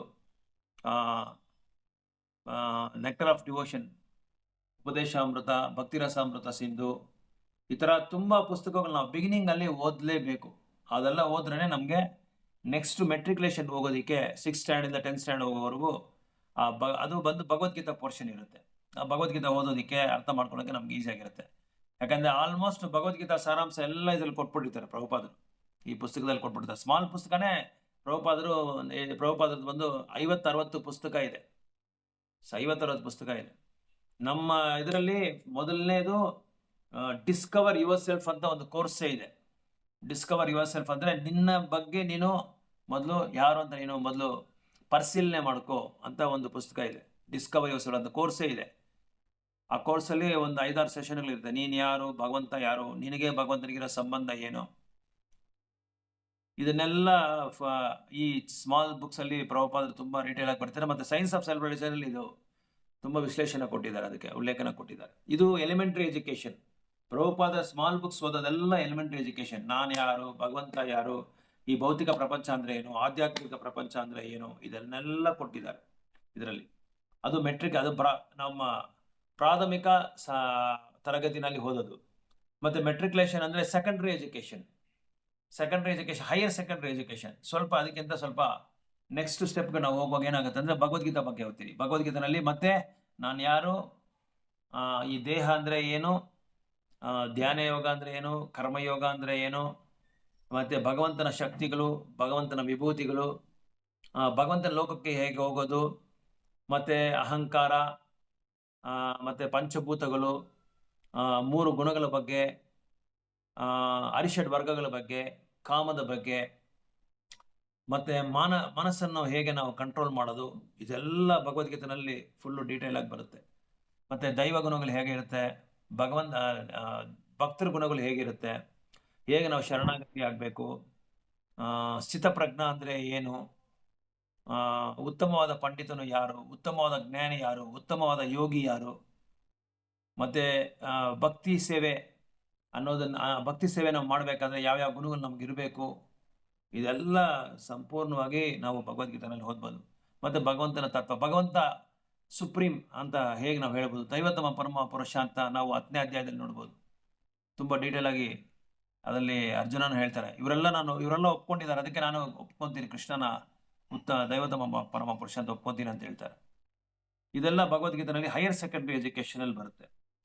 ಮತ್ತೆ 3ನೇದು ಬಂದು ಗ್ರಾಜುಯೇಷನ್ ಅಲ್ಲಿ ಏನ್ ಬರುತ್ತೆ ಅಂದ್ರೆ ಶ್ರೀಮದ್ ಭಾಗವತಮನಲ್ಲಿ ಹೆಂಗೆ ಸ್ಟಾರ್ಟ್ ಆಗುತ್ತೆ ಅಂತ ಹೇಳಿದ್ರೆ, ಭಾಗವತಮಲ್ಲಿ ಧರ್ಮ ಪ್ರೋಜಿತ ಕೈತವೋತ್ರ ಪರಮೋ ನಿರ್ಮತ್ಸರಣಾಂ ಸತಂ, ಅದು ಅಲ್ಲಿ ಸ್ಟಾರ್ಟ್ ಆಗುತ್ತೆ. ಭಗವದ್ಗೀತೆನಲ್ಲಿ ಏನಾಗುತ್ತೆ ಅಂದ್ರೆ ನಾನ್ಯಾರು, ದೇಹ ಯಾರು ಅನ್ನೋದನ್ನ ಶುರು ಮಾಡಿಕೊಂಡು ಕೃಷ್ಣ ಏನ್ ಮಾಡ್ತಾರೆ ಅಂದ್ರೆ ಕೊನೆಗೆ ನನಗೆ ಶರಣಾಗತಿ ಆಗು ಅಂತ ಹೇಳ್ಬಿಟ್ಟು ಅಲ್ಲಿ ಸ್ಟಾಪ್ ಮಾಡ್ಬಿಡ್ತಾರೆ. ಭಾಗವತಮಲ್ಲಿ ಹೆಂಗ್ ಶುರು ಮಾಡ್ಕೊಂತಾರೆ ಅಂದ್ರೆ ಅದಕ್ಕೂ ಇದಕ್ಕೂ ಕನೆಕ್ಷನ್ ಇದೆ. ಸೊ ಶರಣಾಗತಿ ಆಗೋಕ್ ಮುಂದೆ ನೀವು ಕೈತವ ಧರ್ಮನ ನೀವು ಆಚರಣೆ ಮಾಡಬೇಡಿ, ನಿಮ್ಮ ಧರ್ಮನ ನೀವು ಮಾಡಬೇಕು. ನಿನ್ನ ಧರ್ಮ ಏನು ಅಂದ್ರೆ ಭಗವಂತನಿಗೆ ಸೇವಕನಾಗಿರೋದು. ಅದೇ ತರ ಪ್ರಾಮಾಣಿಕವಾಗಿ ಇಲ್ಲದೆ ಇರೋ ಒಂದು ಸಂಪ್ರದಾಯದ ಆಚಾರ್ಯವನ್ನು ಆಚರಣೆ ಮಾಡಬೇಡಿ ಅಂತ ಒಂದು ಉಪದೇಶಗಳನ್ನ ನೀವು ಯಾವತ್ತೂ ಆಚರಣೆ ಮಾಡಬಾರ್ದು. ಅಂದ್ರೆ ಈಗ ಯೂಟ್ಯೂಬಲ್ಲಿ ಮತ್ತೆ ಇನ್ಸ್ಟಾಗ್ರಾಮ್ ಅಲ್ಲಿ, ಸೋಷಿಯಲ್ ಮೀಡಿಯಲ್ಲಿ, ಪ್ರತಿಯೊಂದು ಸೋಷಿಯಲ್ ಮೀಡಿಯಾಗಳಲ್ಲಿ ಎಷ್ಟೋ ಜನ ಭಗವದ್ಗೀತೆ ಬಗ್ಗೆ ಹೇಳ್ತಾ ಇರ್ತಾರೆ, ಭಾಗವತಂ ಬಗ್ಗೆ ಹೇಳ್ತಾ ಇರ್ತಾರೆ, ರಾಮಾಯಣದ ಬಗ್ಗೆ ಹೇಳ್ತಾ ಇರ್ತಾರೆ. ಕೆಲವರಿಗೆಲ್ಲ ತುಂಬಾ ಜನಕ್ಕೆ ಕೆಲವರಿಗೆ ಪ್ರಾಮಾಣಿಕವಾದ ಗುರುವೇ ಇರಲ್ಲ. ಗುರು ಇಲ್ದ್ರೇನೆ ಅವ್ರು ಭಗವದ್ಗೀತೆ ಹೇಳಿದ್ರು, ಇವ್ರು ಭಾಗವತಂ ಹೇಳಿದ್ರು, ಇದು ಚೆನ್ನಾಗಿತ್ತು, ಅದು ಚೆನ್ನಾಗಿತ್ತು, ಅದನ್ನ ನಾನು ಫಾಲೋ ಮಾಡ್ತಾ ಇದ್ದೀನಿ, ಇದನ್ನ ನಾನು ಫಾಲೋ ಮಾಡ್ತಾ ಇದ್ದೀನಿ ಅಂತ ದೊಡ್ಡದಾಗಿ ಹೆಮ್ಮೆ ಪಡ್ಕೊಂಡು ಹೇಳ್ತಾ ಇರ್ತಾರೆ. ಅದು ಹೇಗೆ ಹೇಳೋದು ಅಂತ ಹೇಳಿದ್ರೆ ಅವ್ರಿಗೆ ಹೇಗೆ ಜಡ್ಜ್ ಮಾಡೋದಂತಾನೆ ಗೊತ್ತಿಲ್ಲ. ಉದಾಹರಣೆಗೆ ಪ್ರಭುಪಾದ ಹೇಳ್ತಾರೆ, ಒಂದು ಮೆಡಿಕಲ್ ಸ್ಟೋರ್ಗೆ, ಒಂದು ಸರಿಯಾದ ನಿಜವಾದ ಮೆಡಿಕಲ್ ಸ್ಟೋರ್ಗೆ ಹೋಗಿ ಪ್ರಿಸ್ಕ್ರಿಪ್ಷನ್ನೇ ಇಲ್ದಿರಾ, ಡಾಕ್ಟರ್ ಬರ್ದಿರೋ ಪ್ರಿಸ್ಕ್ರಿಪ್ಷನ್ನೇ ಇಲ್ದಿರಾ ನನಗೆ ಈ ಔಷಧಿ ಕೊಡಿ, ಆ ಔಷಧಿ ಕೊಡಿ ಅಂತ ಹೇಳಿದ್ರೆ ಕೊಡಲ್ಲ. ಇವಾಗ ನೋಡಿ ದೊಡ್ಡ ದೊಡ್ಡ ಹಾಸ್ಪಿಟಲ್ ಹೋಗಿ 3 ಡೇಸ್ಗೆ ನಿಮ್ಗೆ ಮೆಡಿಸಿನ್ಸ್ ಕೊಟ್ಟಿರ್ತಾರೆ. ಆಮೇಲೆ 3 ಡೇಸ್ ಮೆಡಿಸಿನ್ ಕೊಟ್ಟಾದ್ಮೇಲೆ ಮತ್ತೆ ಅದೇ ನನ್ನ ಮೆಡಿಸಿನ್ ಬೇಕು ಅಂತ ಹೇಳಿದ್ರೆ ಕೊಡೋದಿಲ್ಲ ಅವರು, ಯಾಕಂದ್ರೆ ಡೇಟ್ ನೋಡ್ತಾರೆ. ನೋಡಿ ಸರ್, ಇದು 3 ದಿನಕ್ಕೆ ಮಾತ್ರ ಡಾಕ್ಟರ್ ಕೊಟ್ಟಿದ್ದಾರೆ, ನಿಮ್ಗೆ ಮತ್ತೆ ಇದನ್ನ ಬೇಕು ಅಂತ ಹೇಳಿದ್ರೆ ನೀವು ಡಾಕ್ಟರ್ ಹತ್ರ ಹೋಗಿ ಪ್ರಿಸ್ಕ್ರಿಪ್ಷನ್ ಬರ್ಸ್ಕೊಂಡ್ ಬನ್ನಿ ಅಂತ ಹೇಳ್ತಾರೆ. ಯಾಕಂದ್ರೆ ಆ 3 ದಿನಕ್ಕೆ ಮಾತ್ರನೇ ಅದು, ಮತ್ತೆ ಅವ್ರ ಸ್ಟೇಟಸ್ ಯಾವ ತರ ಇದೆ, ಅವ್ರ ಕಂಡೀಷನ್ ಅಂತ ಗೊತ್ತಾಗಲ್ಲ. ಅದೇ ತರ ಕೆಲವು ಸಿಟಿನಲ್ಲೆಲ್ಲ ಹೋದ್ರೆ ಪ್ರಿಸ್ಕ್ರಿಪ್ಷನ್ ಇದ್ರೆ ಯಾವ ಮೆಡಿಸಿನ್ ಕೊಡೋದೇ ಇಲ್ಲ. ಯಾಕಂದ್ರೆ ಯಾರ್ದಾದ್ರೂ ಒಂದು ಆಥರೈಸೇಷನ್ ಬೇಕು. ಗೌರ್ಮೆಂಟ್ ಆಥರೈಸ್ ಮಾಡಿರೋ, ಸರ್ಕಾರ ಆಥರೈಸ್ ಮಾಡಿರೋದು, ಕಾನೂನು ಆಥರೈಸ್ ಮಾಡಿರೋ ಒಬ್ಬ ವೈದ್ಯನ ಒಂದು ಸರ್ಟಿಫಿಕೇಟ್ ಇರ್ಬೇಕು, ಅದ್ರಲ್ಲಿ ಮೇಲೆ ರಿಜಿಸ್ಟ್ರೇಷನ್ ನಂಬರ್ ಇರುತ್ತೆ. ಅದೇ ತರಾನೇ ಇಲ್ಲಿ ಆಧ್ಯಾತ್ಮಿಕಕ್ಕೆ ನಾವು ಬರಬೇಕಾದ್ರೆ, ಆಧ್ಯಾತ್ಮಿಕ ಆಚರಣೆ ನಾವು ಮಾಡಬೇಕಾದ್ರೆ ಒಂದು ಪ್ರಾಮಾಣಿಕವಾದ ಗುರು, ಪ್ರಾಮಾಣಿಕವಾದ ಸಂಪ್ರದಾಯನ ನಾವು ಆಚರಣೆ ಮಾಡಲೇಬೇಕು. ಒಂದು ವೇಳೆ ಅದ ಮಾಡದೇ ಇದ್ರೆ ಶಾಸ್ತ್ರಗಳು ಏನೇ ಹೇಳ್ತಾರೆ ಅಂತ ಹೇಳಿದ್ರೆ, ಹಾಲಿನಲ್ಲಿ ಸರ್ಪದ ನಾಲ್ಗೆ ಇಟ್ಟರೆ ಏನಾಗುತ್ತೆ, ವಿಷ ಆಗುತ್ತೆ. ಅದೇ ತರನೇ ನಮ್ಮ ಆಧ್ಯಾತ್ಮಿಕವಾದ ಜೀವನ ಕೂಡ ವಿಷ ಆಗ್ಬಿಡುತ್ತೆ. ಅದಕ್ಕೆ ಯಾರೋ ಕಾವಿ ಬಟ್ಟೆ ಹಾಕೊಂಡು, ಕಮಂಡಲ ಇಟ್ಕೊಂಡು, ಒಂದು ದಂಡ ಇಟ್ಕೊಂಡು ಅವರು ಹೇಳೋ ಇದೆಲ್ಲ ನಾವು ಆಚರಣೆ ಮಾಡಬಾರ್ದು. ಅವ್ರಿಗೆ ಪ್ರಾಮಾಣಿಕವಾದ ಗುರು ಇದ್ದಾರಾ, ಅವರು ಗುರು ಪ್ರಾಪರ್ ಸಂಪ್ರದಾಯದಿಂದ ಬರ್ತಾ ಇದ್ದಾರಾ, ಇದನ್ನೆಲ್ಲ ನಾವು ವಿಶ್ಲೇಷಣೆ ಮಾಡಿಕೊಂಡು ಅದಾದ್ಮೇಲೆ ನಾವು ಆ ಒಂದು ಸಂಸ್ಥೆನಲ್ಲಿ ನಾವು ಸೇರ್ಬೇಕಾಗತ್ತೆ. ಈ ತರ ನಮ್ಮ ಸಂಸ್ಥೆನಲ್ಲಿ ಎಲ್ಲ ಶಿಷ್ಯರಿಗೂ ಗುರು ಇರ್ತಾರೆ, ಅವ್ರಿಗೆ ಗುರು ಇರ್ತಾರೆ. ಇದು ಬಂದು ಕೃಷ್ಣ ಅವ್ರಿಗೂ ಇರ್ತಾರೆ, ಸುಪ್ರೀಂ ಪರ್ಸನಾಲಿಟಿ ಕೃಷ್ಣ. ಭಗವದ್ಗೀತೆನಲ್ಲಿ ನೀವು ನೋಡ್ಬೋದು 32 ಗುರುಗಳನ್ನ, ಮುಖ್ಯವಾದ ಗುರುಗಳನ್ನ ಕೊಟ್ಟಿದ್ದಾರೆ, 32-33 ಗುರುಗಳನ್ನ ಕೊಟ್ಟಿದ್ದಾರೆ. ಸೊ ಕೃಷ್ಣ ಬಂದು ಬ್ರಹ್ಮಗೆ ಉಪದೇಶ ಮಾಡ್ತಾರೆ, ಬ್ರಹ್ಮ ಬಂದು ವ್ಯಾಸದೇವರಿಗೆ ಉಪದೇಶ ಮಾಡ್ತಾರೆ, ನಾರದರಿಗೆ ಉಪದೇಶ ಮಾಡ್ತಾರೆ, ನಾರದ ಬಂದು ವೇದವ್ಯಾಸರಿಗೆ ಮಾಡ್ತಾರೆ, ವೇದವ್ಯಾಸರು ಬಂದು ಪದ್ಮನಾಭ ತೀರ್ಥಕ್ಕೆ ಮಾಡ್ತಾರೆ. ಈ ತರ ನಮ್ದೊಂದು ಸಂಪ್ರದಾಯ ಇದೆ, ನಮ್ದೊಂದು ಪರಂಪರಾ ಇದೆ. ಆ ಚೈನು, ಆ ಸರ್ಪಣಿ ಬಂದು ಕಟ್ಟಾಗಲ್ಲ, ಹಂಗೆ ಕಂಟಿನ್ಯೂ ಆಗ್ತಾನೆ ಇದೆ. ಶೀಲ ಪ್ರಭುಪಾದರಿಗೂ ಬರ್ತೆ. ಈಗ ಪ್ರಭುಪಾದರ ಶಿಷ್ಯರೆಲ್ಲರೂ ಎಲ್ಲ ಕಡೆನೂ ಇಲ್ಲಿ ಈ ಸಂಪ್ರದಾಯದಲ್ಲಿ ಬರೆದಿರೋ ಆಚಾರ್ಯಸ್ ಬರೆದಿರೋ ಗ್ರಂಥಗಳನ್ನ ಎಲ್ಲರಿಗೂ ಇದು ಮಾಡ್ತಾ ಇದ್ದಾರೆ, ಉಪದೇಶ ಮಾಡ್ತಾ ಇದ್ದಾರೆ, ಪ್ರಚಾರನೂ ಮಾಡ್ತಾ ಇದ್ದಾರೆ. ಈ ತರ ಪ್ರಾಪರ್ ಸಂಪ್ರದಾಯ ಇರಲೇಬೇಕು. ಆ ತರ ಸಂಪ್ರದಾಯದಲ್ಲಿರೋ ಪುಸ್ತಕನೇ ನಾವು ತಗೋಬೇಕು, ಬೇರೆ ಪುಸ್ತಕಗಳು ತಗೋಬಾರದು. ಯಾಕಂದ್ರೆ ಭಗವದ್ಗೀತಾ ಅನ್ನೋದನ್ನ ಸುಮಾರು ಜನ ಬರೆದಿದ್ದಾರೆ, 100 ಜನ ಬರೆದ್ಬಿಟ್ಟಿದ್ದಾರೆ. ಅದ್ರ ಬಗ್ಗೆ ಅವರ ಮನಸ್ಸಲ್ಲಿ ಏನೇನು ಬರುತ್ತೋ ಆ ವಿಷಯಗಳೆಲ್ಲ ಅದ್ರಲ್ಲಿ ಬರ್ಕೊಂಡು ಹೋಗ್ತಾ ಇರ್ತಾರೆ. ಅಂತ ಆ ಪುಸ್ತಕನ ಓದಿರೋರ ಹತ್ರ ನಾವು ಕೇಳಬಾರ್ದು. ಅದೇ ತರ ನಮ್ಮಲ್ಲಿ ಭಕ್ತರು ಇರ್ತಾರೆ, ನಮ್ಮ ಸಂಸ್ಥೆನಲ್ಲಿ ಭಕ್ತರು ಇರ್ತಾರೆ. ಆ ಭಕ್ತರು ಸ್ವಲ್ಪ ಅಭಕ್ತರ ಜೊತೆ ಸಾಂಗತ್ಯ ಮಾಡ್ಕೊಳ್ಳೋದು ತುಂಬಾ ಇರುತ್ತೆ. ಅಂತ ಭಕ್ತರ ಜೊತೆನೂ ಸೇರ್ಕೊಳ್ಳೋದು ತುಂಬಾ ಕಠಿಣವಾದ ಒಂದು ನಷ್ಟ ನಮಗೆ. ಯಾಕಂದ್ರೆ ನಮ್ಮ ಭಕ್ತಿ ಎಲ್ಲ ಹೊರಟೋಗ್ಬಿಡುತ್ತೆ. ಯಾಕಂದ್ರೆ ಅವ್ರದ್ದು ಸ್ಟಡಿ ಮೈಂಡ್ ಇರಲ್ಲ, ಅವ್ರಿಗೆ ಇನ್ನೊಂದು ಸ್ಟ್ಯಾಂಡರ್ಡ್ಸ್ ಮೈಂಟೈನ್ ಮಾಡಲ್ಲ. ಕೆಲವರನ್ನೆಲ್ಲ ನೋಡಿದ್ದೀನಿ, ಧಾಮ ಸೇವೆ ಮಾಡ್ತಾರೆ. ಧಾಮ ಸೇವೆ ಮಾಡಬೇಕಾದ್ರೆ ಅವ್ರವ್ರ ಇದರಲ್ಲಿ ಫ್ರೆಂಡ್ಸ್ ಜೊತೆನೋ ರಿಲೇಟಿವ್ಸ್ ಜೊತೆನೋ ಹೋಗ್ತಾ ಇರ್ತಾರೆ. ಹೋಗೋದ್ರಲ್ಲಿ ತಪ್ಪಿಲ್ಲ, ಹೋಗ್ಬೋದು. ಬಟ್ ಅಲ್ಲಿ ಯಾವುದ್ರ ಬಗ್ಗೆ ಅವರು ಚರ್ಚೆ ಮಾಡ್ತಾರೆ ಅನ್ನೋದು ತುಂಬಾ ಇಂಪಾರ್ಟೆಂಟ್. ನಾವು ಧಾಮ ಸೇವೆಗೆ ಏನಕ್ಕೆ ಹೋಗೋದು, ಕ್ಷೇತ್ರಕ್ಕೆ ಏನಕ್ಕೆ ಹೋಗೋದು? ಪುಣ್ಯಕ್ಷೇತ್ರಗಳಿಗೆ ಹೋಗೋದೇ ಭಗವಂತನ ಸ್ಮರಣೆ ಮಾಡೋದಕ್ಕೆ, ಭಗವಂತನ ಬಗ್ಗೆ ಮಾತಾಡೋಕೆ ನಾವು ಹೋಗೋದು ಅಲ್ವಾ? ಅದನ್ನ ಬಿಟ್ಟು ಮನೇಲಿರೋ ಸಂಸಾರದ ಬಗ್ಗೆ ಎಲ್ಲ ಮಾತಾಡ್ಕೊಂಡು, ವ್ಯವಹಾರಗಳ ಬಗ್ಗೆ ಎಲ್ಲ ಮಾತಾಡ್ಕೊಂಡು, ಆಸ್ತಿ ಸತ್ತು ಸಂಪತ್ತೆಲ್ಲ ಮಾತಾಡ್ಕೊಂಡು, ಅದ್ರ ಬಗ್ಗೆ ನಾವು ಮುಂದುವರ್ಕೊಂಡು ಭಗವಂತನ ಹತ್ರ ಹೋಗಿ ನಿಂತ್ಕೊಂಡು ನಾವು ಪ್ರಾರ್ಥನೆ ಮಾಡಿದ್ರೆ ಭಗವಂತ ಏನ್ ತಿಳ್ಕೊಂತಾನೆ ಅದನ್ನ ನಾವು ಯೋಚನೆ ಮಾಡ್ಬೇಕಾಗಿ ಬರುತ್ತೆ. ಅಂತವ್ರೆಲ್ಲ ಕೆಲವರೆಲ್ಲ ಇದ್ದಾರೆ, ಕಂಟಿಮಾಲ ಹಾಕೊಂತಾರೆ, ಕಂಟಿಮಾಲ ತೆಗೆದು ಬಿಡ್ತಾರೆ, ಮತ್ತೆ ಏನೇನ್ ಬೇಕೋ ಎಲ್ಲ ತಿಂತಾ ಇರ್ತಾರೆ. ನೀವು ಹಾಕೊಳ್ಳೋಕ್ ಮುಂದೆನೆ ಸ್ವಲ್ಪ ನೀವು ಎಚ್ಚರಿಕೆಯಾಗಿರ್ಬೇಕು. ಇದು ಹಾಕೊಂಡ್ಮೇಲೆ ನಾವು ಯಾವ ತರ ಪಾಲನೆ ಮಾಡ್ಬೇಕು, ಯಾವ ತರ ಆಚರಣೆ ಮಾಡ್ಬೇಕು ಅನ್ನೋದೆಲ್ಲ ತುಂಬಾ ಇಂಪಾರ್ಟೆಂಟ್ ಆಗಿರುತ್ತೆ. ಬೇರೆ ಸಂಸ್ಥೆನೆಲ್ಲ ಮಾಡ್ತಾರೆ, 45 ದಿವಸ ಮಾಡ್ತಾರೆ, 45 ದಿವಸ ತೆಗೆದು ಬಿಡ್ತಾರೆ. ಇದು ಹಾಕೊಂಡೇ ಬೇರೆ ಇದೇನೇನೋ ಬೇಡದೇ ಇರೋದೆಲ್ಲ ತಿಂತಾರೆ, ಬೇಡದೇ ಇರೋದೆಲ್ಲ ತಗೊಂತಾರೆ, ಭಗವಂತನಿಗೆ ಆಗದೆ ಇರೋದೆಲ್ಲ. ಸೊ ಆದ್ರೆ ಈಗ ತಿನ್ನೋದ್ರಿಂದ ಏನು ಪ್ರಾಬ್ಲಮ್ ಇಲ್ಲ, ಎಲ್ಲ ಏನೋ ತಿನ್ಬೋದು. ಯಾಕೆ ಅದನ್ನ ಬೇಡ ಅಂತ ಶಾಸ್ತ್ರಗಳು ಹೇಳ್ತಾರೆ ಅಂತ ಹೇಳಿದ್ರೆ, ಅದು ತಿನ್ನೋದ್ರಿಂದ ಅದ್ರ ಗುಣ ನಮಗೆ ಅನ್ವಯ ಆಗುತ್ತೆ. ಆ ಗುಣ ಅನ್ವಯ ಆಗೋದ್ರಿಂದ ನಾವು ಮಾತಾಡೋ ಮಾತುಗಳು ಬೇರೆ ಇರುತ್ತೆ, ನಾವು ಮಾಡೋ ಕೆಲಸಗಳು ಬೇರೆ ಬೇರೆ ತರ ಇರುತ್ತೆ. ಅದರಲ್ಲಿ ಏನು ಗುಣ ಇದೆಯೋ ಆ ಗುಣಕ್ಕೆ ತಕ್ಕಂತೆ ನಮ್ಮ ಚೈತನ್ಯ ಚೇಂಜ್ ಆಗ್ತಾ ಇರುತ್ತೆ. ಹಾಗೇನಾಗುತ್ತೆ, ನಾವು ಒಳ್ಳೆ ಸಾಧನೆ ಮಾಡ್ತಾ ಇರೋದು ಕೂಡ ನಮ್ಗೆ ಹೋಗ್ಬಿಡುತ್ತೆ, ಸಾಧನೆ ಹೊಟ್ಟೋಗುತ್ತೆ. ಸೊ ಅದಕ್ಕೆ ಭಾಗವತಮಲ್ಲಿ ಏನ್ ಹೇಳ್ತಾರೆ ಅಂದ್ರೆ, ಸರಿಯಾದ ಒಂದು ಕೈತವೋತ್ತರ ಧರ್ಮ, ಕೈತವ ಧರ್ಮನ ನೀವು ಫಾಲೋ ಮಾಡಬಾರದು ಅಂತ ಹೇಳ್ತಾರೆ. ಕೈತವ ಧರ್ಮ ಅಂದ್ರೆ ಏನಂದ್ರೆ, ನಮ್ಮ ಸಂಪ್ರದಾಯದಲ್ಲಿ ಈ ತರ ಮಾಡ್ಬೇಕು, ಈ ತರ ಮಾಡ್ಬೇಕು ಅಂತ ವಿಧಿ ವಿಧಾನಗಳಿದೆ, ನಿಯಮಗಳಿದೆ. ಆ ನಿಯಮಗಳನ್ನ ಕಠೋರವಾಗಿ ನಾವು ಅದನ್ನ ಆಚರಣೆ ಮಾಡ್ಬೇಕಾಗಿ ಬರುತ್ತೆ. ಅದನ್ನ ಮಾಡದೇ ಇದ್ರೆ ಒಂದು ವೇಳೆ ಅದು ಅವರು ಮಾಡಿ ಉಪಯೋಗನೇ ಇಲ್ಲ. ಈಗ ಉದಾಹರಣೆಗೆ ಗಣಪತಿ ಹಬ್ಬ ಬರುತ್ತೆ, ಗಣಪತಿನ ಎಲ್ಲಾ ಕಡೆ ಇಡ್ತಾರೆ, ಶುದ್ಧವಾದ ಸ್ಥಳನೇ ಇರಲ್ಲ, ಅಶುದ್ಧವಾದ ಸ್ಥಳದಲ್ಲಿ ಇಡ್ತಾರೆ, ಅಶುದ್ಧವಾದ ಹಾಡುಗಳು ಹಾಡ್ತಾ ಇರ್ತಾರೆ. ಗಣಪತಿ ಭುಜದ ಮೇಲೆ ನಿಂತ್ಕೊಂಡ ಗಣಪತಿ ಒಂದು ದೊಡ್ಡ ವೈಷ್ಣವರು, ಅವರು ಭಗವಂತನ ಉತ್ತಮವಾದ ಒಂದು ಭಕ್ತರು.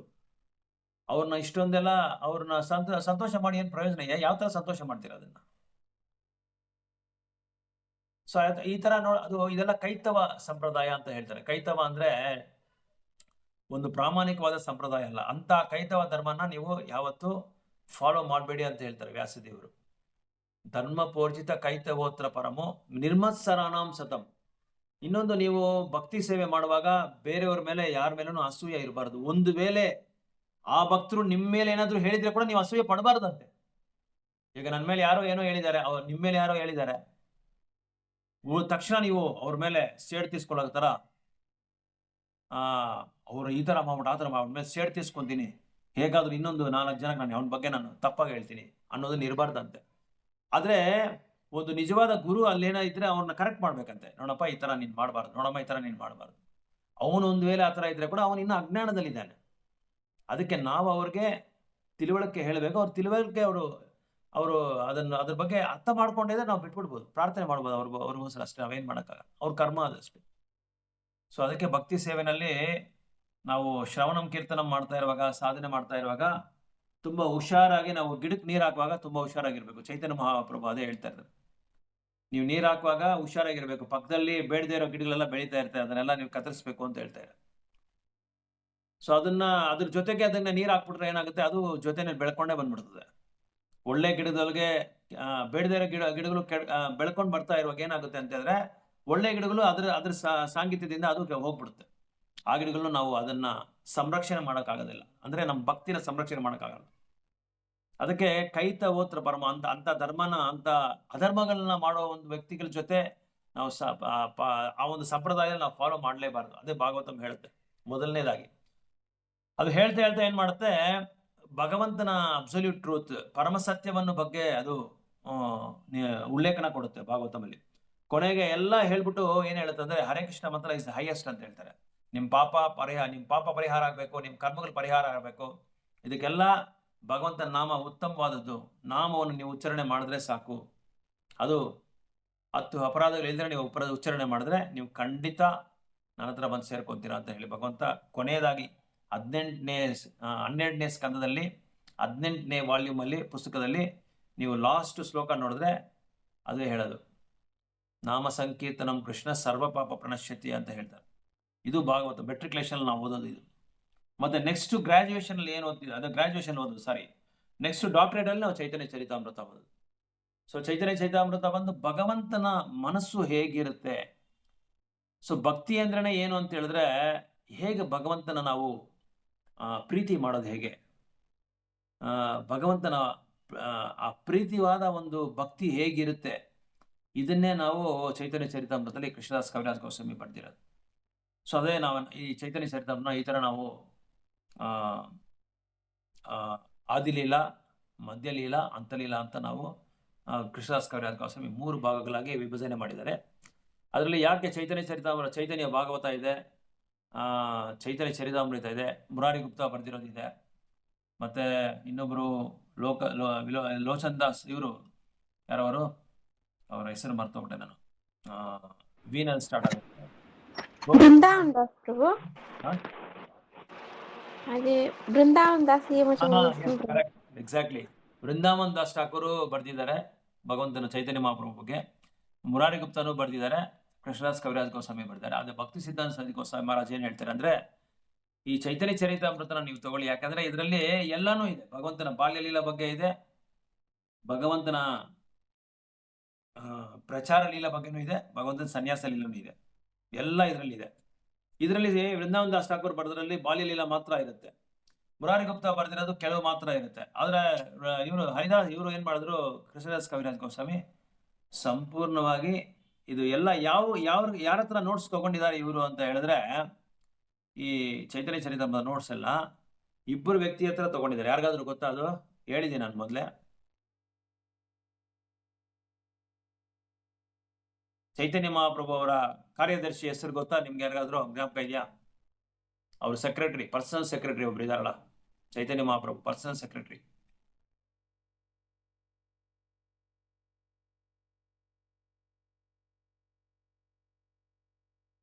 ಸಾರ್ವಭೌಮ ಭಟ್ಟಾಚಾರ್ಯ ಪ್ರಭು. ಇಲ್ಲ, ಅವರು ಭಕ್ತರು. ಸಾರ್ವಭೌಮ ಹಾ. ಭಟ್ಟಾಚಾರ್ಯ ಬಂದು ಅವರು ಮಾಯಾವಾಗಿದ್ದು ಚೈತನ್ಯ ಮಹಾಪ್ರಭು ಸಾಂಗಿಧ್ಯ ತಗೊಂಡು ಅವ್ರ ಭಕ್ತರಾದರು. ರಘುನಾಥ್ ಗೋಸ್ವಾಮಿ, ಇರ್ತಾರೆ ನಿತ್ಯಾನಂದ ಪ್ರಭು, ನಿತ್ಯಾನಂದ ಪ್ರಭು. ರಘುನಾಥ್ ಅದೇ ನಿತ್ಯಾನಂದ ಪ್ರಭು ಅವರು ಜೊತೆಲಿ ಇರ್ತಾರೆ. ಬಟ್ ಅವರು ಯಾರು ಅಂದ್ರೆ ಭಗವಂತನ ಅವತಾರ. ಭಗವಂತನ ಅವತಾರ. ಚೈತನ್ಯ ಮಹಾಪ್ರಭು ಸಾಕ್ಷಾತ್ ಭಗವಂತನೇ, ಅವ್ರು ಭಗವಂತನ ರೂಪ. ನಿತ್ಯಾನಂದ ಪ್ರಭು ಯಾರಂದ್ರೆ ಭಗವಂತನ ಅವತಾರ. ಭಗವಂತನ ಅವರು ಮತ್ತೆ ಅದ್ವೈತಾಚಾರ್ಯ ಇಬ್ರು ಬಂದು ಅವರ ಅವತಾರ. ಅವರು ಭಗವಂತ ವಿಸ್ತರಣೆ ಮಾಡ್ಕೊಂತಾರೆ. ಬಲರಾಮನಾಗಿ ವಿಸ್ತರಣೆ ಮಾಡ್ಕೊಂತಾರೆ. ಅದೇ ತರ ಚೈತನ್ಯ ಮಹಾಪ್ರಭು ನಿತ್ಯಾನಂದ ಪ್ರಭು ತರ ವಿಸ್ತರಣೆ ಮಾಡ್ಕೊಂತಾರೆ. ಭಗವಂತನ ಜೊತೆ ಚೈತನ್ಯ ಮಹಾಪ್ರಭು ಜೊತೆ ಯಾವಾಗ್ಲೂ ಯಾರು ಪರ್ಸನಲ್ ಸೆಕ್ರೆಟರಿ ಯಾರು ಅಂತ ಹೇಳಿದ್ರೆ ಸ್ವರೂಪ್ ದಾಮೋದರ್ ಮಹಾರಾಜ್. ಸ್ವರೂಪ್ ದಾಮೋದರ್ ಅಂತ ಹೇಳ್ತಾರೆ. ಸ್ವರೂಪ್ ದಾಮೋದರ್ ಮಹಾರಾಜ್ ಅವರು ಭಗವಂತನ ಪ್ರತಿಯೊಂದು ಲೀಲೆಗಳು ಎಲ್ಲ ಒಂದು ಡೈರಿನಲ್ಲಿ ಬರೆದಿಟ್ಟಿರ್ತಾರೆ. ಆ ಡೈರಿನಲ್ಲಿ ಏನ್ ಮಾಡ್ತಾರೆ ಅಂದ್ರೆ ರಘುನಾಥ್ ಗೋಸ್ವಾಮಿ ಬಂದು ಅದನ್ನ ಆ ಡೈರಿನ ಅವ್ರಿಗೆ ಕೊಟ್ಬಿಟ್ಟು ರಘುನಾಥ್ ಗೋಸ್ವಾಮಿ ಅದನ್ನ ರಾಧಾಕುಂಡನಲ್ಲಿ ಈ ಚೈತನ್ಯ ಚರಿತಾಮೃತ ಬಗ್ಗೆ ಎಲ್ರಿಗೂ ಹೇಳ್ತಾ ಇರ್ತಾರೆ. ಆವಾಗ ಕೃಷ್ಣದಾಸ್ ಕವಿರಾಜ್ ಗೋಸ್ವಾಮಿ ಅಲ್ಲಿ ಕೂತ್ಕೊಂಡು ಆ ನೋಟ್ಸ್ ಎಲ್ಲ ತಗೊಂಡು ಅವರು ಏನ್ ಮಾಡ್ತಾರೆ ಅಂದ್ರೆ ಮೆಮರೈಸ್ ಮಾಡ್ತಾರೆ. ಮೆಮರೈಸ್ ಮಾಡಿ ಅಲ್ಲಿರೋ ವೃಂದಾವನದಲ್ಲಿರೋ ಎಲ್ಲ ಬಾಬಾಜಿಗರು ಕೇಳ್ಕೊಂತಾರೆ ಕೃಷ್ಣದಾಸ್ ಕವಿರಾಜ್ ಗೋಸ್ವಾಮಿನ, ನೀವು ಚೈತನ್ಯ ಚರಿತಾಮೃತ ಬಗ್ಗೆ ನಮ್ಗೆ ಹೇಳ್ಬೇಕು, ಆ ಪುಸ್ತಕ ನೀವು ಬರೀಬೇಕು ಅಂತ ಹೇಳ್ತಾರೆ. ಅವ್ರು ಅವಾಗ ಅವರು ರಾಧಾ ಮದನ್ ಮೋಹನ್ ಹತ್ರನೂ ಯಾರ ಹತ್ರ ಹೋಗಿ ಪ್ರಾರ್ಥನೆ ಮಾಡ್ತಾ ಇರುವಾಗ, ಇದೆಲ್ಲ ನಾನು ಫಸ್ಟ್ ಕ್ಲಾಸಲ್ಲಿ ನಿಮ್ಗೆ ಹೇಳಿದ್ದೀನಿ, ನೀವೆಲ್ಲ ಮರ್ತು ಬಿಟ್ಟಿದ್ದೀರ. ಸೊ ಆಗ ಹೇಳುವಾಗ ಅವರು ಪ್ರಾರ್ಥನೆ ಮಾಡಕ್ ಹೋಗಿ ಅವ್ರ ಹತ್ರ ಪರ್ಮಿಷನ್ ತಗೋತಾರೆ. ನನಗೆ 90 ವರ್ಷ ಆಗೋಯ್ತು, ಬರೆಯೋಕ್ಕೆ ಸಾಧ್ಯ ಇಲ್ಲ, ನೀವೇ ಏನಾದರೂ ಕರುಣೆ ಕೊಟ್ಟರೆ ನಾನು ಖಂಡಿತ ಬರೆಯೋಕ್ಕೆ ಶುರು ಮಾಡ್ಕೊತೀನಿ ಅಂತ ಹೇಳುವಾಗ ಅವರ ರಾಧಾ ಮದನ್ ಮೋಹನ್ ಕತ್ತಿಂದ ಒಂದು ಹಾರ ಕೆಳಗಡೆ ಬೀಳುತ್ತೆ, ಪೂಜಾರಿಗೆ ಹತ್ರ ಬೀಳುತ್ತೆ. ಕೆಳಗೆ ಬಿದ್ದುವಾಗ ಪೂಜಾರಿ ಏನು ಮಾಡ್ತಾರೆ, ಅದನ್ನು ತಗೊಂಡು ಅವ್ರಿಗೆ ಹಾಕ್ತಾರೆ. ಕೃಷ್ಣದಾಸ್ ಕವಿರಾಜ್ ಗೋಸ್ವಾಮಿಗೆ ಹಾಕುವಾಗ ಕೃಷ್ಣದಾಸ್ ಕವಿರಾಜ್ ಗೋಸ್ವಾಮಿ ಅದನ್ನ ಏನಂತ ತಿಳ್ಕೊಳ್ತಾರೆ ಅಂದ್ರೆ ಪರ್ಮಿಷನ್ ಕೊಟ್ಟಿದ್ದಾರೆ ಭಗವಂತ ಅಂತ ಹೇಳ್ಬಿಟ್ಟು ಆಮೇಲೆ ಅದು ಶುರು ಮಾಡ್ಕೊತಾರೆ. ಆಮೇಲೆ ಮುರಾರಿ ಗುಪ್ತನು ಫುಲ್ ಕಂಪ್ಲೀಟ್ ನೋಟ್ಸ್ ಅವ್ರ ಹತ್ರ ಇರುತ್ತೆ ಚೈತನ್ಯ ಮಹಾಪ್ರಭು ಬಗ್ಗೆ. ಮುರಾರಿ ಗುಪ್ತಾ ಯಾರು ಗೊತ್ತಾ? ಕಲಿಯುಗದಲ್ಲಿ ಯಾರ ಅವತಾರ ಗೊತ್ತಾ? ಯಾರಿಗಾನ ಗೊತ್ತಾ? ಕೇಳಿದ್ದೀರಾ?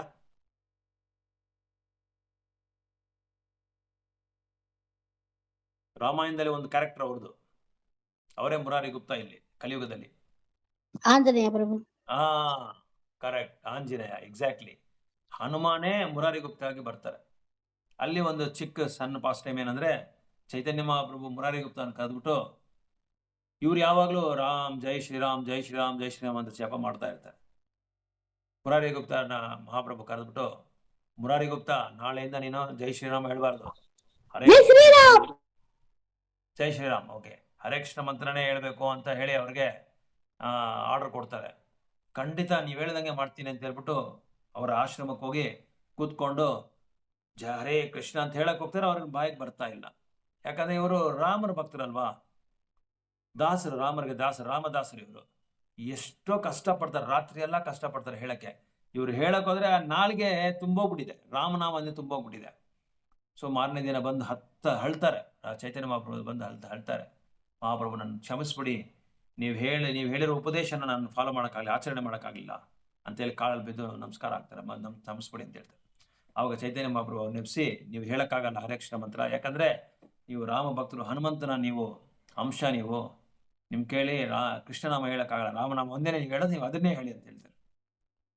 ಸೊ ಈ ತರ ಲೀಲೆಗಳೆಲ್ಲ ತುಂಬಾ ಲೀಲೆಗಳು ಚೈತನ್ಯ ಮಹಾಪ್ರಭು ಲೀಲೆ ಮುಂದೆ ನಾವು ನೋಡ್ಬೋದು. ಮೊದಲನೇ ಅಧ್ಯಾಯ ಯಾವ್ದ್ರ ಬಗ್ಗೆ ಅಂದ್ರೆ ಮಂಗಲಾಚರಣದ ಬಗ್ಗೆ ಹೇಳ್ತಾರೆ.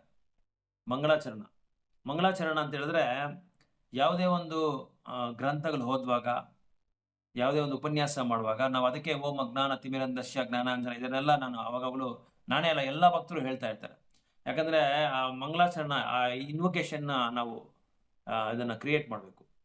ಒಂದು ಮಂಗಲವಾದ ಒಂದು ಇದನ್ನ ವಾತಾವರಣ ಕ್ರಿಯೇಟ್ ಮಾಡೋದು ಏನಕ್ಕೆ ಅಂತ ಹೇಳಿದ್ರೆ ಇದೊಂಥರ ಸ್ಪಿರಿಚುವಲ್ ಫೈರ್ ಅಂತ ಹೇಳ್ತಾರೆ, ಆಧ್ಯಾತ್ಮಿಕವಾದ ಒಂದು ಬೆಂಕಿ. ಈ ಬೆಂಕಿ ಏನ್ ಮಾಡುತ್ತೆ ಅಂದ್ರೆ ನಮ್ಮ ಹೃದಯದಲ್ಲಿರುವ ಅನರ್ಥಗಳನ್ನೆಲ್ಲ ತೆಗೆದು ಹಾಕ್ಬಿಡುತ್ತೆ, ಚೂರ್ ಚೂರ್ ಮಾಡ್ಬಿಡುತ್ತೆ. ಇದು ಈ ಮಂಗಳಾಚರಣಕ್ಕೆ ಅಷ್ಟೊಂದು ಶಕ್ತಿ ಇದೆ. ಇದೊಂಥರ ಬೆಂದು ಸುಟ್ಟು ಬೂದಿ ಮಾಡ್ಬಿಡುತ್ತೆ ನಮ್ಮ ಅನರ್ಥಗಳೆಲ್ಲ, ನಮ್ಮ ಹೃದಯದಲ್ಲಿ ಅನರ್ಥಗಳೆಲ್ಲ. ಅದಕ್ಕೆ ಮಂಗಳಾಚರಣೆ ತುಂಬಾ ಇಂಪಾರ್ಟೆಂಟ್. ಓಂ ಅಜ್ಞಾನ ತಿಮಿರಂಧಸ್ಯ ಜ್ಞಾನಾಂಜನ ಶಲಾಕಯ ಚಕ್ಷುರುನ್ಮಿತಮೇನ ತಸ್ಮೈ ಗುರು ನಮಃ.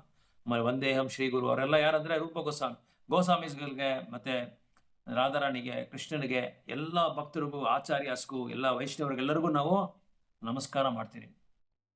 ನಮಸ್ಕಾರ ಮಾಡಿ ಅವ್ರ ಹತ್ರ ನಾವು ಅನುಗ್ರಹ ತಗೊಂತೀವಿ. ಈ ಗ್ರಂಥ ನಾನು ಚೆನ್ನಾಗಿ ಓದಬೇಕು, ಈ ಗ್ರಂಥ ನಾನು ಚೆನ್ನಾಗಿ ಆಚರಣೆ ಮಾಡಬೇಕು. ಇದನ್ನೆಲ್ಲ ಅದರಲ್ಲಿ ಆ ಮಂಗಳಾಚರಣದಲ್ಲಿ ಇದು ಬರುತ್ತೆ. ಇದೊಂಥರ ಹೇಗೆ ಅಂದ್ರೆ ಕವಚ ತರ. ಇದು ನಮ್ಮ ಭಕ್ತಿನ ರಕ್ಷಣೆ ಮಾಡುತ್ತೆ, ನಮ್ಗೆ ಯಾವುದೇ ಒಂದು ತೊಂದರೆ ಕೊಡ್ದಿರಾ. ಈಗ ನಾವು ಭಕ್ತಿ ಮಾಡುವಾಗ ಏನಾಗುತ್ತೆ ಅಂದ್ರೆ ನಮ್ಗೆ ಹಲವಾರು ಜನಗಳು ನಮ್ಮನ್ನ ಬೇಕಂತ ಕರೆಯೋದು, ನಮ್ಮ ಟೈಮ್ನ ವೇಸ್ಟ್ ಮಾಡೋದು. ಅವ್ರಿಗೆ ಗೊತ್ತಿಲ್ಲ ಪಾಪ ನಾವು ಭಕ್ತಿ ಮಾಡ್ತಾ ಇರೋದು. ಅವ್ರಿಗೆ ಕೆಲವ್ರಿಗೆ ಗೊತ್ತಿರುತ್ತೆ, ಕೆಲವ್ರಿಗೆ ಗೊತ್ತಿರಲ್ಲ.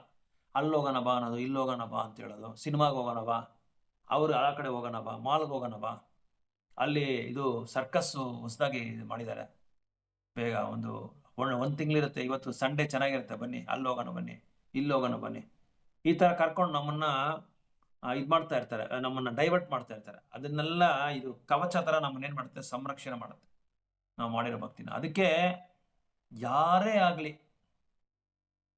ಅಭಕ್ತರು ಕರ್ಮಿಗಳ ಜೊತೆ ನಾವು ಯಾವುದೇ ಕಾರಣಕ್ಕೂ ನಮ್ಮ ಬಿಸ್ನೆಸ್ ವ್ಯವಹಾರ ಮತ್ತೆ ನಮ್ಮ ಆಫೀಸ್ ವ್ಯವಹಾರ, ನಮ್ಮ ಕೆಲಸದಲ್ಲಿ ವ್ಯವಹಾರ ಅಷ್ಟು ಮಾತ್ರ ಅವ್ರನ್ನ ಇಟ್ಕೋಬೇಕಷ್ಟೇ. ಬೇರೆ ವಿಷಯದಲ್ಲಿ ಅವ್ರನ್ನ ಸೇರಿಸಲೇಬಾರದು. ಒಂದು ವೇಳೆ ಅವ್ರ ಜೊತೆ ಅವ್ರಿಗೆ ನಮ್ಮ ಜೊತೆ ಇರಬೇಕು, ಮಾತಾಡಬೇಕು ಅಂತ ಅವ್ರಿಗೊಂದು ಇದು ಬಂದ್ರೆ, ಪ್ರೀತಿ ಏನಾದ್ರು ಬಂದ್ರೆ ಭಗವಂತನ ಬಗ್ಗೆ ಅವ್ರಿಗೆ ಹೇಳಬೇಕು. ಅವ್ರೊಂದು ವೇಳೆ ಕೇಳದೇ ಇದ್ರೆ ಅವ್ರ ಜೊತೆ ನಾವು ಸಾಂಗತ್ಯನೇ ಮಾಡಬಾರ್ದು. ಅಂದ್ರೆ ಇದು ಮಾತಾಡಿದ್ದು ಕೂಡಲೇ ಮೊದಲೇ ಅವ್ರಿಗೆ ನೀವು 16 ರೌಂಡ್ ಜಪ ಮಾಡಿ, ನೀವು ಏಕಾದಶಿ ಫಾಲೋ ಮಾಡಿ, ನೀವು 10 ತಿನ್ಬೇಡಿ, ಅದೆಲ್ಲ ನಾವು ಹೇಳಲೇಬಾರ್ದು. ನಿಧಾನಕ್ಕೆ ಹುಷಾರ ಅವ್ರೆಲ್ಲ ಕೇಳ್ಕೋಬೇಕು, ಏನು ಹೇಳ್ತಾರೆ ಅಂತ ಕೇಳ್ಕೋಬೇಕು. ಅವ್ರ ಮೂಡ್ ಏನಿದೆ ಅಂತ ಕೇಳ್ಕೊಂಡು ಮತ್ತೆ ಆಮೇಲೆ ಅವ್ರಿಗೆ ಶುರು ಮಾಡ್ಕೋಬೇಕು. ನೀನು ಈ ತರ ಮಾಡು, ನೀನು ಆ ತರ ಮಾಡು, ನಮ್ಮ ದೇವಸ್ಥಾನಕ್ಕೆ ಬಾ, ಭಗವಂತನ ನೋಡು, ಭಕ್ತರ ಜೊತೆ ಮಾತಾಡು. ಅದಕ್ಕೆ ನಾವು ಸಾಂಗಿತ್ಯ ತುಂಬಾ ಮುಖ್ಯವಾದ್ದು.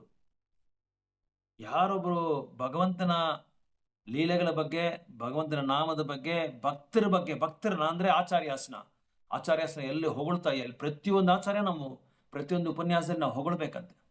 ಪ್ರಭುಪಾದರನ್ನ, ಭಕ್ತಿ ಸಿದ್ಧಾಂತ ಮಹಾರಾಜನ, ನಾರಾಯಣ ಮಹಾರಾಜು, ತರದ ವಾಮನ ಮಹಾರಾಜು, ಈ ತರ ಬೇಕಾದಷ್ಟು ವೈಷ್ಣವರೆಲ್ಲ ಇದ್ದಾರೆ.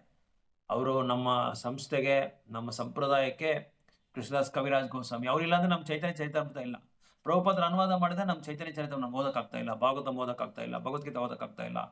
ಇವರೆಲ್ಲ ತುಂಬಾ ಇದು ಇಮ್ಮೆನ್ಸ್ ಕಾಂಟ್ರಿಬ್ಯೂಷನ್ ಮಾಡಿದ್ದಾರೆ ಅವರು ನಮ್ಮ ಸಂಸ್ಥೆಗೆ. ಇವರೆಲ್ಲ ಇಲ್ಲ ನಾವು ಏನು ಭಕ್ತಿನೇ ಮಾಡಕ್ ಆಗ್ತಾ ಇಲ್ಲ. ಅಷ್ಟೊಂದು ಅವ್ರದ್ದು ಪ್ರಾಮಿನೆಂಟ್ ರೋಲ್ ಇದೆ ನಮ್ಮ ಸಂಸ್ಥೆನಲ್ಲಿ. ಇದ್ರ ಬಗ್ಗೆ ಮಾತಾಡಕ್ ನಮ್ಗೆ ಸಮಯನೇ ಇಲ್ಲ. ಎಷ್ಟೋ ಇದೆ ನಾವು ಮಾತಾಡ್ಬೇಕಾಗಿರೋದು. ಇನ್ನು ಬೃಹತ್ ಭಾಗವತಂ ಇದೆ, ಚೈತನ್ಯ ಭಾಗವತಂ ಇದೆ, ಎಷ್ಟೋ ಪುಸ್ತಕ ಇದೆ ನಾವು ಓದ್ಬೇಕಾಗಿರೋದು. ನಾವಿನ್ನು ಈಗ ಚೈತನ್ಯ ಚರಿತಾಮೃತ ಶುರು ಮಾಡ್ಕೊಂಡಿದ್ವಿ. ಇದನ್ನೇ ನಾನು ಎಷ್ಟೋ ದಿನಗಳಿಂದ ಹೇಳಿ ಕೊನೆಗೆ ಭಗವಂತ ಮಹಾಪ್ರಭು ನಿಮ್ಮನ್ನೆಲ್ಲ ಕಳಿಸಿದ್ದಾರೆ ನನಗೆ ಒಂದು ಸೇವೆ ಕೊಡೋದಿಕ್ಕೆ, ನಿಮ್ಗೆ ಸೇವೆ ಮಾಡೋದಿಕ್ಕೆ. ಸೊ ಇದರಲ್ಲಿ ಈ ಮೊದಲನೇದಲ್ಲಿ ಸ್ಪಿರಿಚುವಲ್ ಮಾಸ್ಟರ್ಸ್ ಅಂತ ಇದೆ ಅಧ್ಯಾಯದ ಹೆಸರು. ಆಧ್ಯಾತ್ಮಿಕ ಗುರು ಅಲ್ಲ, ಆಧ್ಯಾತ್ಮಿಕ ಗುರುಗಳು. ಎಲ್ಲ ಗುರುಗಳಿಗೂ ಇಲ್ಲಿ ಮೊದಲು ನಮಸ್ಕಾರ ಮಾಡ್ತಾರೆ. ಕೃಷ್ಣದಾಸ್ ಕವಿರಾಜ್ ಗೋಸ್ವಾಮಿ ಹೇಗೆ ಗ್ರಂಥ ಶುರು ಮಾಡ್ತಾರೆ ನೋಡಿ, ಮೊದಲನೇದಾಗೆ ಎಲ್ಲ ಗುರುಗಳಿಗೆ ಅವರು ನಮಸ್ಕಾರ ಮಾಡ್ತಾ ಇದ್ದಾರೆ. ಎಲ್ಲ ಗುರುಗಳಿಗೂ ನಮಸ್ಕಾರ ಮಾಡ್ತಾ ಇದ್ದಾರೆ. 6 ವಿಧವಾದ ಒಂದು ವ್ಯಕ್ತಿಗಳಿಗೆ ಅವರು ನಮಸ್ಕಾರ ಮಾಡ್ತಾರೆ. ಮೊದಲನೇದಾಗಿ ಗುರುಗಳಿಗೆ, ಎಲ್ಲ ಗುರುಗಳಿಗೆ, ಮತ್ತೆ ಭಗವಂತನ ಶುದ್ಧ ಭಕ್ತರಿಗೆ, ಮತ್ತೆ ಭಗವಂತನಿಗೆ, ಮತ್ತೆ ಭಗವಂತನ ಅವತಾರಗಳಿಗೆ, ಮತ್ತೆ ಭಗವಂತನ ಮ್ಯಾನಿಫೆಸ್ಟೇಷನ್. ಯಾರಾದ್ರೂ ಪುಸ್ತಕ ಇದೆಯಾ? ಅವತ್ತು ಒಂದು ವರ್ಡ್ ಇದೆ, ನಾನು ಮರ್ತುಬಿಟ್ಟೆ. ಮ್ಯಾನಿಫೆಸ್ಟೇಷನ್ಸ್.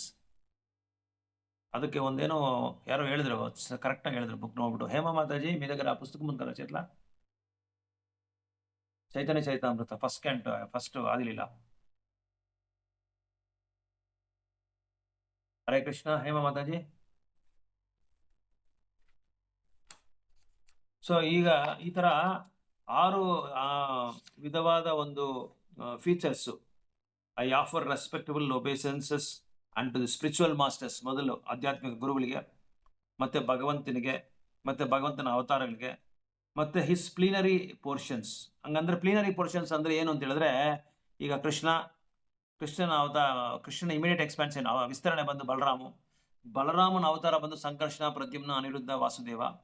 ಮತ್ತೆ ಅವರು ನಾರಾಯಣನಾಗಿ ವಿಸ್ತರಣೆ ಮಾಡ್ಕೊತಾರೆ. ಮತ್ತೆ ನಾರಾಯಣ ಬಂದು ಮಹಾವಿಷ್ಣುವಾಗಿ ವಿಸ್ತರಣೆ ಮಾಡ್ಕೊತಾರೆ. ಇದನ್ನ ಪ್ಲೀನರಿ ಪೋರ್ಷನ್ಸ್ ಅಂತ ಹೇಳ್ತಾರೆ. ಅವತಾರದ ಅವತಾರ. ಏತೇಜಂಸ ಕಲಾಪುಂಸ. ಕಲಾ ಅಂದ್ರೆ ಭಗವಂತನ ಅವತಾರ, ಅವ್ರ ಅವತಾರ. ಆತರ. ಈಗ ತಂದೆ, ಮಗ, ಮೊಮ್ಮಗ, ಮತ್ತೆ ಗ್ರೇಟ್ ಗ್ರ್ಯಾಂಡ್ ಸನ್, ಮೊಮ್ಮಗ. ಏನ್ ಹೇಳ್ತೀರಲ್ಲ, ಮೊಮ್ಮಗ ಏನು ಮೊಮ್ಮಗ ಅಂತ ಹೇಳ್ತೀರ, ಆತರ ಅವ್ರ ಅವತಾರ. ಅವ್ರಿಗೆ ನಾನು ನಮಸ್ಕಾರ ಆಗ್ತಾ ಇದ್ದೀನಿ ಅಂದ್ರೆ ಎಲ್ರಿಗೂ ಹೇಳ್ತಾ ಇದ್ದಾರೆ, ಎಲ್ರನ್ನೂ ಕವರ್ ಮಾಡ್ತಾ ಇದ್ದಾರೆ.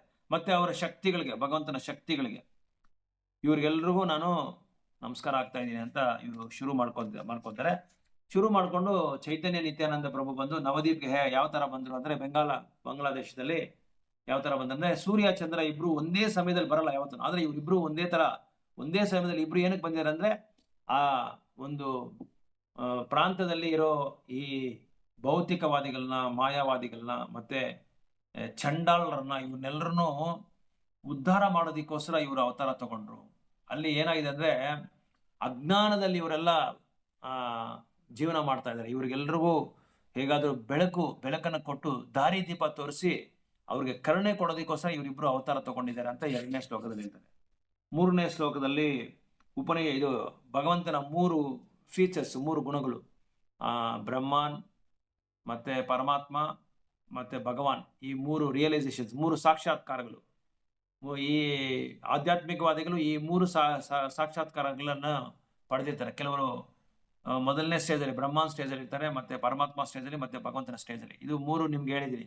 ಸೂರ್ಯನ ಉದಾಹರಣೆ ಕೊಟ್ಟಿದ್ದೀನಿ, ಇದೆಲ್ಲ ಕೊಟ್ಟು ನಿಮ್ಗೆ ಹೇಳಿದ್ದೀನಿ. ಅದೇ ತರ ಭಗವಂತನಿಗೆ 6 ಐಶ್ವರ್ಯಗಳಿದೆ. ಭಗವಂತನ ಸೌಂದರ್ಯ, ಶಕ್ತಿ, ಮತ್ತೆ ಐಶ್ವರ್ಯ, ವೈರಾಗ್ಯ, ಜ್ಞಾನ, ಇದ್ರ ಬಗ್ಗೆ ಎಲ್ಲ ನಿಮ್ಗೆ ಅವತ್ತು ಇದನ್ನ 3ನೇ ಶ್ಲೋಕದಲ್ಲಿ ಹೇಳ್ತಾರೆ. ಈ 6 ಐಶ್ವರ್ಯ ಯಾರಿದ್ದಾರೆ ಅವರೇ ಸಂಪೂರ್ಣವಾದ ಭಗವಂತ. ಸಂಪೂರ್ಣವಾಗಿ ಯಾರಿಗಿರುತ್ತೋ ಅವ್ರನ್ನೇ ಭಗವಂತ ಅಂತ ಹೇಳ್ಬೋದು ಅಂತ. ಅವರೇ ಅಬ್ಸಲ್ಯೂಟ್ ಟ್ರೂತ್, ಪರಮ ಸತ್ಯ ಅವರೇ ಅಂತ ಹೇಳ್ತಾರೆ. ಇವರಿಗೆ ಸಮಾನನು ಯಾರು ಇಲ್ಲ, ಇವ್ರಿಗೆ ಅತೀತವಾಗಿ ಯಾರು ಇಲ್ಲ ಅಂತ ಹೇಳಿ ನಾವು ನೋಡಿದ್ವಿ. ಮತ್ತೆ ಚೈತನ್ಯ ಮಹಾಪ್ರಭು ಅವರ ತತ್ವ, ಅವರ ಅಂತರಂಗ ಶಕ್ತಿಗಳು, ಅಂತರಂಗ ಕಾರಣಗಳು, ಬಹಿರಂಗ ಕಾರಣಗಳು, ಇದ್ರ ಬಗ್ಗೆ ಎಲ್ಲ ನಿಮ್ಗೆ ಹೇಳಿದೆ. ಅಂತರಂಗ ಕಾರಣಗಳು ಏನು, ಬಹಿರಂಗ ಕಾರಣಗಳು ಏನು, ಇದೆಲ್ಲ ನಿಮ್ಗೆ ಹೇಳಿದೆ. ಮತ್ತೆ ಅದಾದ್ಮೇಲೆ ನಿತ್ಯಾನಂದ ಪ್ರಭುರ ಬಗ್ಗೆ ಈಗ ನಾವು ಈ ಒಂದು ಇದರಲ್ಲಿ ಇದ್ದೀರಿ.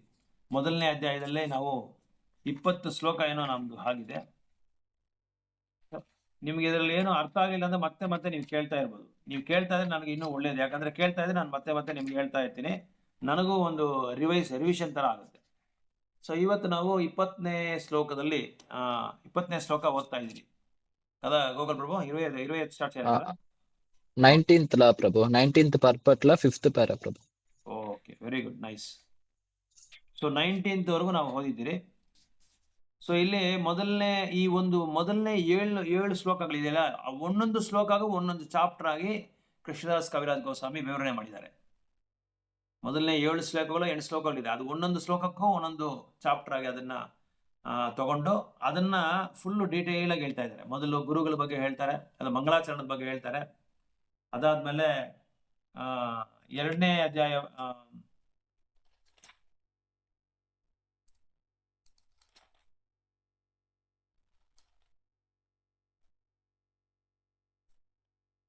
ಫಸ್ಟ್ ಚಾಪ್ಟರ್ ಬಂದು ಫಸ್ಟ್ 2 ಶ್ಲೋಕಾಸು, ಆ 2 ಶ್ಲೋಕಾಸ್ ಬಗ್ಗೆ ವಿವರಣೆ ಕೊಡ್ತಾ ಇದ್ದಾರೆ.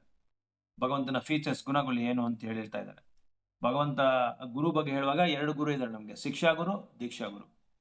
ಇದನ್ನ ನಾವು ಅರ್ಥ ಮಾಡ್ಕೊಬೇಕು. ಶಿಕ್ಷಾ ಗುರುದಲ್ಲಿ ಅದರಲ್ಲಿ 2 ಡಿವಿಷನ್ಸ್ ಇದೆ. ಅಂತರ್ಯಾಮಿ, తర్వాత ಭಕ್ತ ಶ್ರೇಷ್ಠ. ಅಂತರ್ಯಾಮಿ ಅಂದ್ರೆ ಹೊರಗಡೆ ಪರಮಾತ್ಮ ರೂಪದಲ್ಲಿ ಇರೋದು. ಭಕ್ತ ಶ್ರೇಷ್ಠ ಅಂದ್ರೆ ಶುದ್ಧ ಭಕ್ತರು. ಇವರು 2 ಗುರು ನಮ್ಗೆ ಶಿಕ್ಷಾ ಗುರುಲಿ.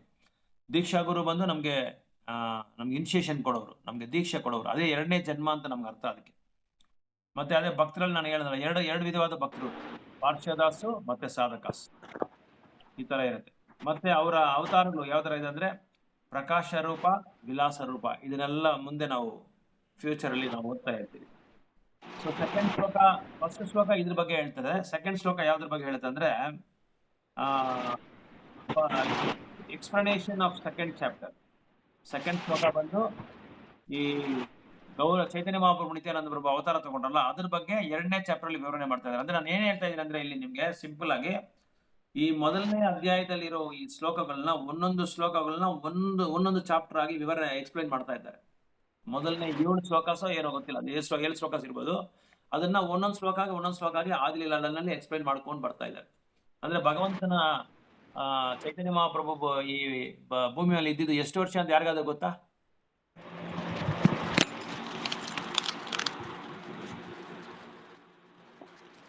500 ವರ್ಷ. ಇಲ್ಲ 500 ವರ್ಷಗಲ್ಲ, 200 ವರ್ಷಗಳ ಮುಂದೆ ಅವರು ಅವತಾರ ತಗೊಂಡಿದ್ದು. ಈ ಭೂಮಿ ಮೇಲೆ ಎಷ್ಟು ವರ್ಷ ಅವರು ಇದ್ರು, ಲೀಲೆಗಳು ಮಾಡಿದ್ರು? ప్రభు వాళ్ళు 42 ఏమో 42కే లాస్ట్ 48 years ప్రభు. 48 years.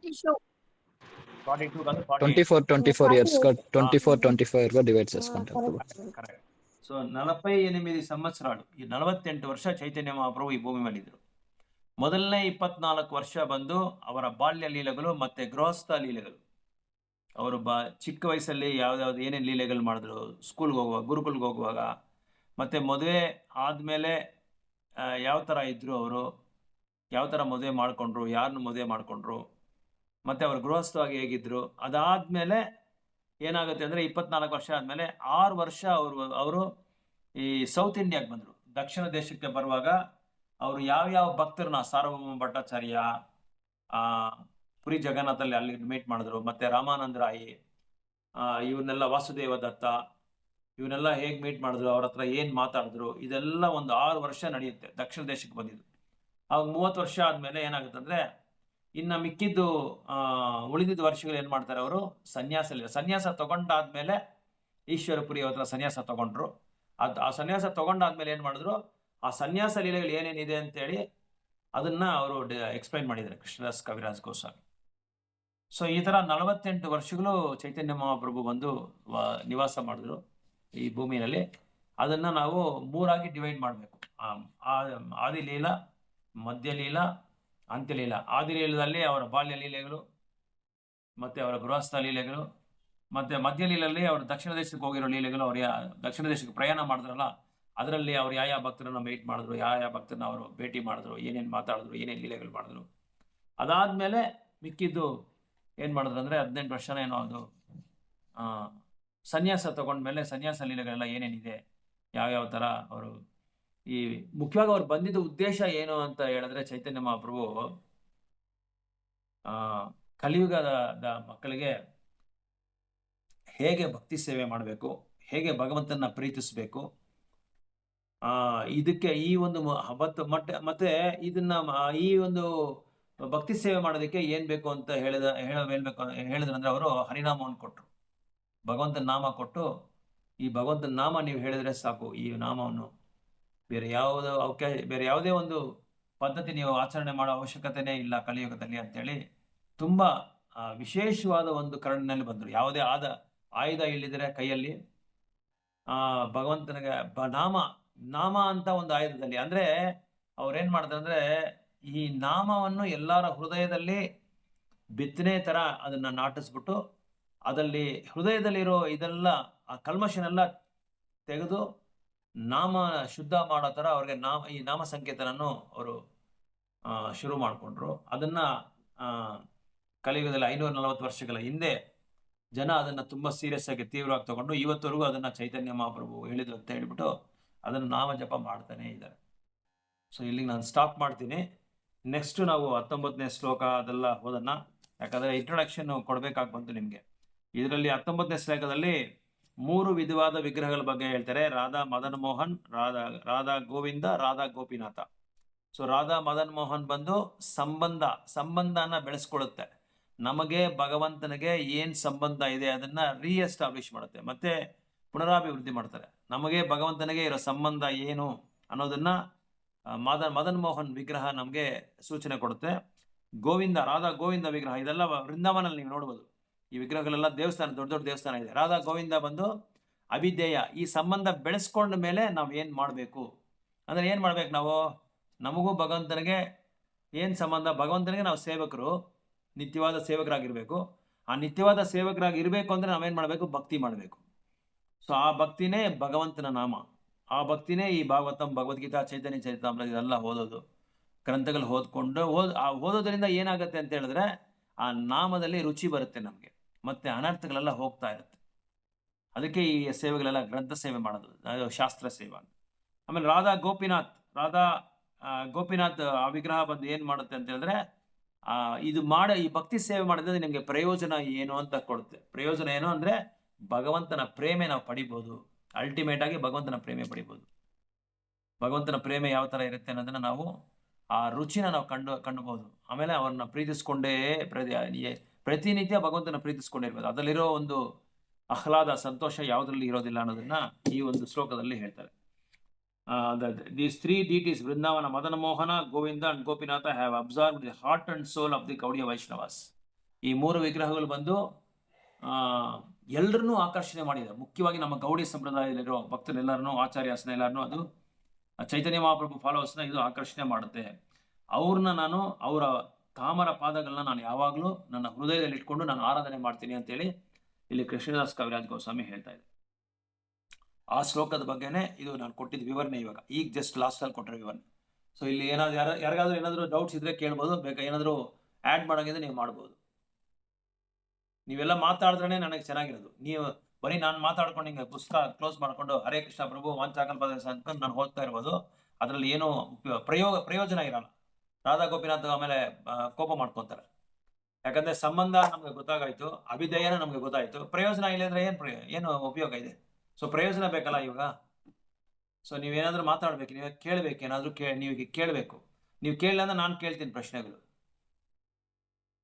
ನೀವು ಸುಮ್ಮನೆ ಇದ್ರೆ ಏನಾಗುತ್ತೆ ಅಂದರೆ, ಸೊ ನಾನೇ ಕೇಳಲಿ ಅಂತ ನಿಮ್ಮ ಉದ್ದೇಶ ಅಂತ ನಾನು ತಿಳ್ಕೊತೀನಿ. ಸೊ ಎಷ್ಟು ಜನ ಇಲ್ಲಿ ಚೈತನ್ಯ ಚರಿತ್ರೆ ಹೇಮಾ ಮಾತಾಜಿ ಉಂಡಾರಾ ಕ್ಲಾಸ್ಲಾ?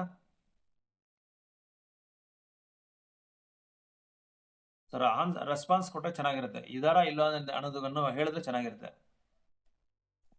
ఉండారు ప్రభు క్లాస్ లో ఉండారు ఉండారు బట్ ఆన్సర్ వస్తలేదు. ఓకే ఎస్ మాది హరే కృష్ణ.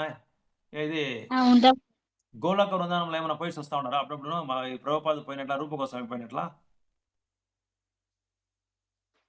లేదు ప్రభు, కొంచెం డిస్టర్బెన్స్ చేస్తా ఉంటాడు మోక్షితో, దానికి ఆన్ చేస్తాడు. Okay okay. మీరు నేను చెప్పేది మంగళవారం ముఖ్యంగా పుస్తకం ఓపెన్ చేసి పెట్టుకోండి. ఈ చైతన్య చరిత్ర మీ దగ్గర ఉంది కదా, ఆ పుస్తకం ఓపెన్ చేసి పెట్టుకోండి. ఓకేనా? ఓపెన్ చేసి పెట్టినాను ప్రభు. Okay okay. తర్వాత మంజుల మాతాజీ అంతే, యారు ಹೆಸರು అరుణ మాతాజీ మీ దగ్గర పుస్తకం ఉంది కదా, సెట్ ఉంది కదా చైతన్య చరిత్ర అంతా? ఉంది ప్రభు. మీరు ఓపెన్ చేసి పెట్టుకోండి. నెక్స్ట్ శ్లోకాలు మనం చదువుకొని పోతాము, எக்ஸ்பிளனேஷன் இஸ்தா உண்டு தாட்ல. ஓகேனா? ஓகே. சீதா மாதாஜி ரொம்ப நாளா காணோம் நீங்க. இருக்கேன் பிரபு. லாஸ்ட் நேத்து வரலையே நீங்க கிளாஸ்க்கு வரலையே? இல்ல வந்த பிரபு, முடிஞ்சு கொஞ்சம் லேட் ஆயிடுச்சு. இவரு பவித்ரா மாதாஜி வந்திருந்தாரு, நீங்க காணோம் அதுல. அவங்க இருக்கக்குள்ள வந்தேன், கொஞ்சம் அதான் லேட் ஆயிடுச்சு. ஓகே ஓகே சரி ரைட். லேட்டா வந்தேன். ஓகே ஓகே ಸರಿ ರೈಟ್. ಹರೇ ಕೃಷ್ಣ பிரபு. ಹರೇ ಕೃಷ್ಣ. ಬೇರೆ ಯಾರಿಗಾದ್ರೂ ಏನಾದ್ರು ಡೌಟ್ ಇದೆಯಾ? ಏನಾದ್ರು ಡೌಟ್ ಇದ್ರೆ ಕೇಳ್ಬೋದು. లేదు ప్రభు. Okay right. సో ఇప్పటివరకు చెప్పినది అర్థమయ్యే కదా మీకు అందరికీను? Elementary education, matriculation, higher secondary, graduation, తర్వాత డాక్టరేట్, ఇట్లా డివైడ్ అయింది. మన మెటీరియల్ ఎడ్యుకేషన్ కంపేర్ చేస్తే ఈ మాదిరిగా మనం అర్థం చేసుకోవాలా. దాంట్లో మనము ప్రభుపాద స్మాల్ బుక్స్ చదువుతాము, భగవద్గీత గురించి చదువుతాము, భాగవతం గురించి చదువుతాము, చైతన్య చదువుతాము. ఏం కన్ఫ్యూజ్ అయ్యలేదు. మనం కన్ఫ్యూజ్ కాకున్నట్లు మనం చూసుకోవాలి అంతే. భాగవతం చదివినప్పుడు భాగవతం జ్ఞాపకం ఉండాలి, చైతన్య జ్ఞాపకం ఉండాలి. బట్ అన్ని ఇంటర్లింక్ అయ్యేది, అన్నిటికీ సంబంధం ఉంటుంది, ప్రతి ఒక్క దీనికి సంబంధం ఉంటుంది. ఎందుకంటే ఇప్పుడు మన కలియుగంలో వచ్చే అల్పాయుషు, ಯಾವ ಟೈಮ್లో ఏమైతుందో మనం చెప్పేకేలే. దానికోసమే ఇది జల్దీ ఇంట్రడ్యూస్ చేసింది చైతన్య చిత్రం. ఓకే, భక్తులందరికీ శతకోటి నమస్కారాలు. ಪ್ರಾರ್ಥನೆ చేసి ఇప్పుడు వచ్చిన ಭಕ್ತರ కోసం మనం ಪ್ರಾರ್ಥನೆ చేస్తాము. ಇಲ್ಲಿ ಬಂದಿರೋ ಭಕ್ತರ ಗೋಸ್ಕರ ನಾವು ಪ್ರಾರ್ಥನೆ ಮಾಡೋಣ. ಪ್ರಾರ್ಥನೆ ಮಾಡೋಣ. ಮುಂದೆ ಸ್ವಲ್ಪ ಭಾಗವತ ತಿಳಿಸ್ಕೊಡಿ ಪ್ರಭು. ಭಾಗವತಂ ನಿಮ್ಗೆ ಅದೇ ನೀನು ಮಂಗಳವಾರ ಶುಕ್ರವಾರ ನಿಮ್ಗೆ ಲಿಂಕ್ ಕೊಡ್ತೀನಿ.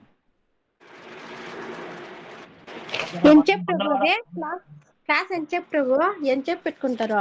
మంగళవారం శుక్రవారం వచ్చి 5 to 6. ఎప్పుడు ప్రభు? సాయంకాలమా? సాయంకాలం పోదు. అవును, సాయంకాలం పోదు. కన్నడ క్లాస్ ఉంటుంది. Kannada class 5 to 6. ఎవరైనా మీరు ಜಾಯಿನ್ అయితే నేను ಲಿಂಕ್ ಇಸ್ತಾನು. ಮಂದಿರ ಮಾದಿರಿ ಜಾಯಿನ್ ಮಾಡ್ತೀರಾ 5 to 6? ಪ್ರಭು 5 to 6 ಅಂದ್ರೆ ಸ್ವಲ್ಪ ಪೂಜೆ ಮಾಡೋದು ಸಾಯಂಕಾಲ ಈವ್ನಿಂಗ್ ಪೂಜೆ ಇರುತ್ತೆ ಮನೆಯಲ್ಲಿ. ಅದೇ ಮಾತಾಡಿ. ಪೂಜೆ ಬಂದು 6 ಗಂಟೆ ಮೇಲೆ ಮಾಡ್ಕೊಳ್ಳಿ. ಅಷ್ಟೊಳಗೆ ನಾನು ಕ್ಲೋಸ್ ಮಾಡ್ಬಿಡ್ತೀನಿ. ಹರೇ ಕೃಷ್ಣ ಪ್ರಭು. ಹೌದು ಪ್ರಭು, 5 ಗಂಟೆಗೆ ಆಗಲ್ಲ ಪ್ರಭು. ಅದೇ 1 ನಿಮಿಷ ಮಾತಾಡಿ. ಅದೇ ಹೇಳ್ತಾ ಇದ್ದೀನಿ.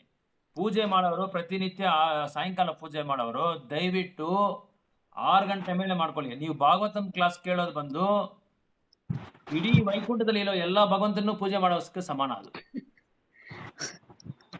ಆ ಪೂಜೆ ಬಂದು ಇಡೀ ವೈಕುಂಠದಲ್ಲಿ ಎಲ್ಲರಿಗೂ ಪೂಜೆ. ಭಾಗವತಂ ಭಗವದ್ಗೀತಾನ ಓದ್ತಾ ಇದ್ರೆ ಪೂಜೆ ಉತ್ತಮವಾದದ್ದು ಇದು ಅಂತ ಹೇಳ್ತಾರೆ ಶಾಸ್ತ್ರದಲ್ಲಿ.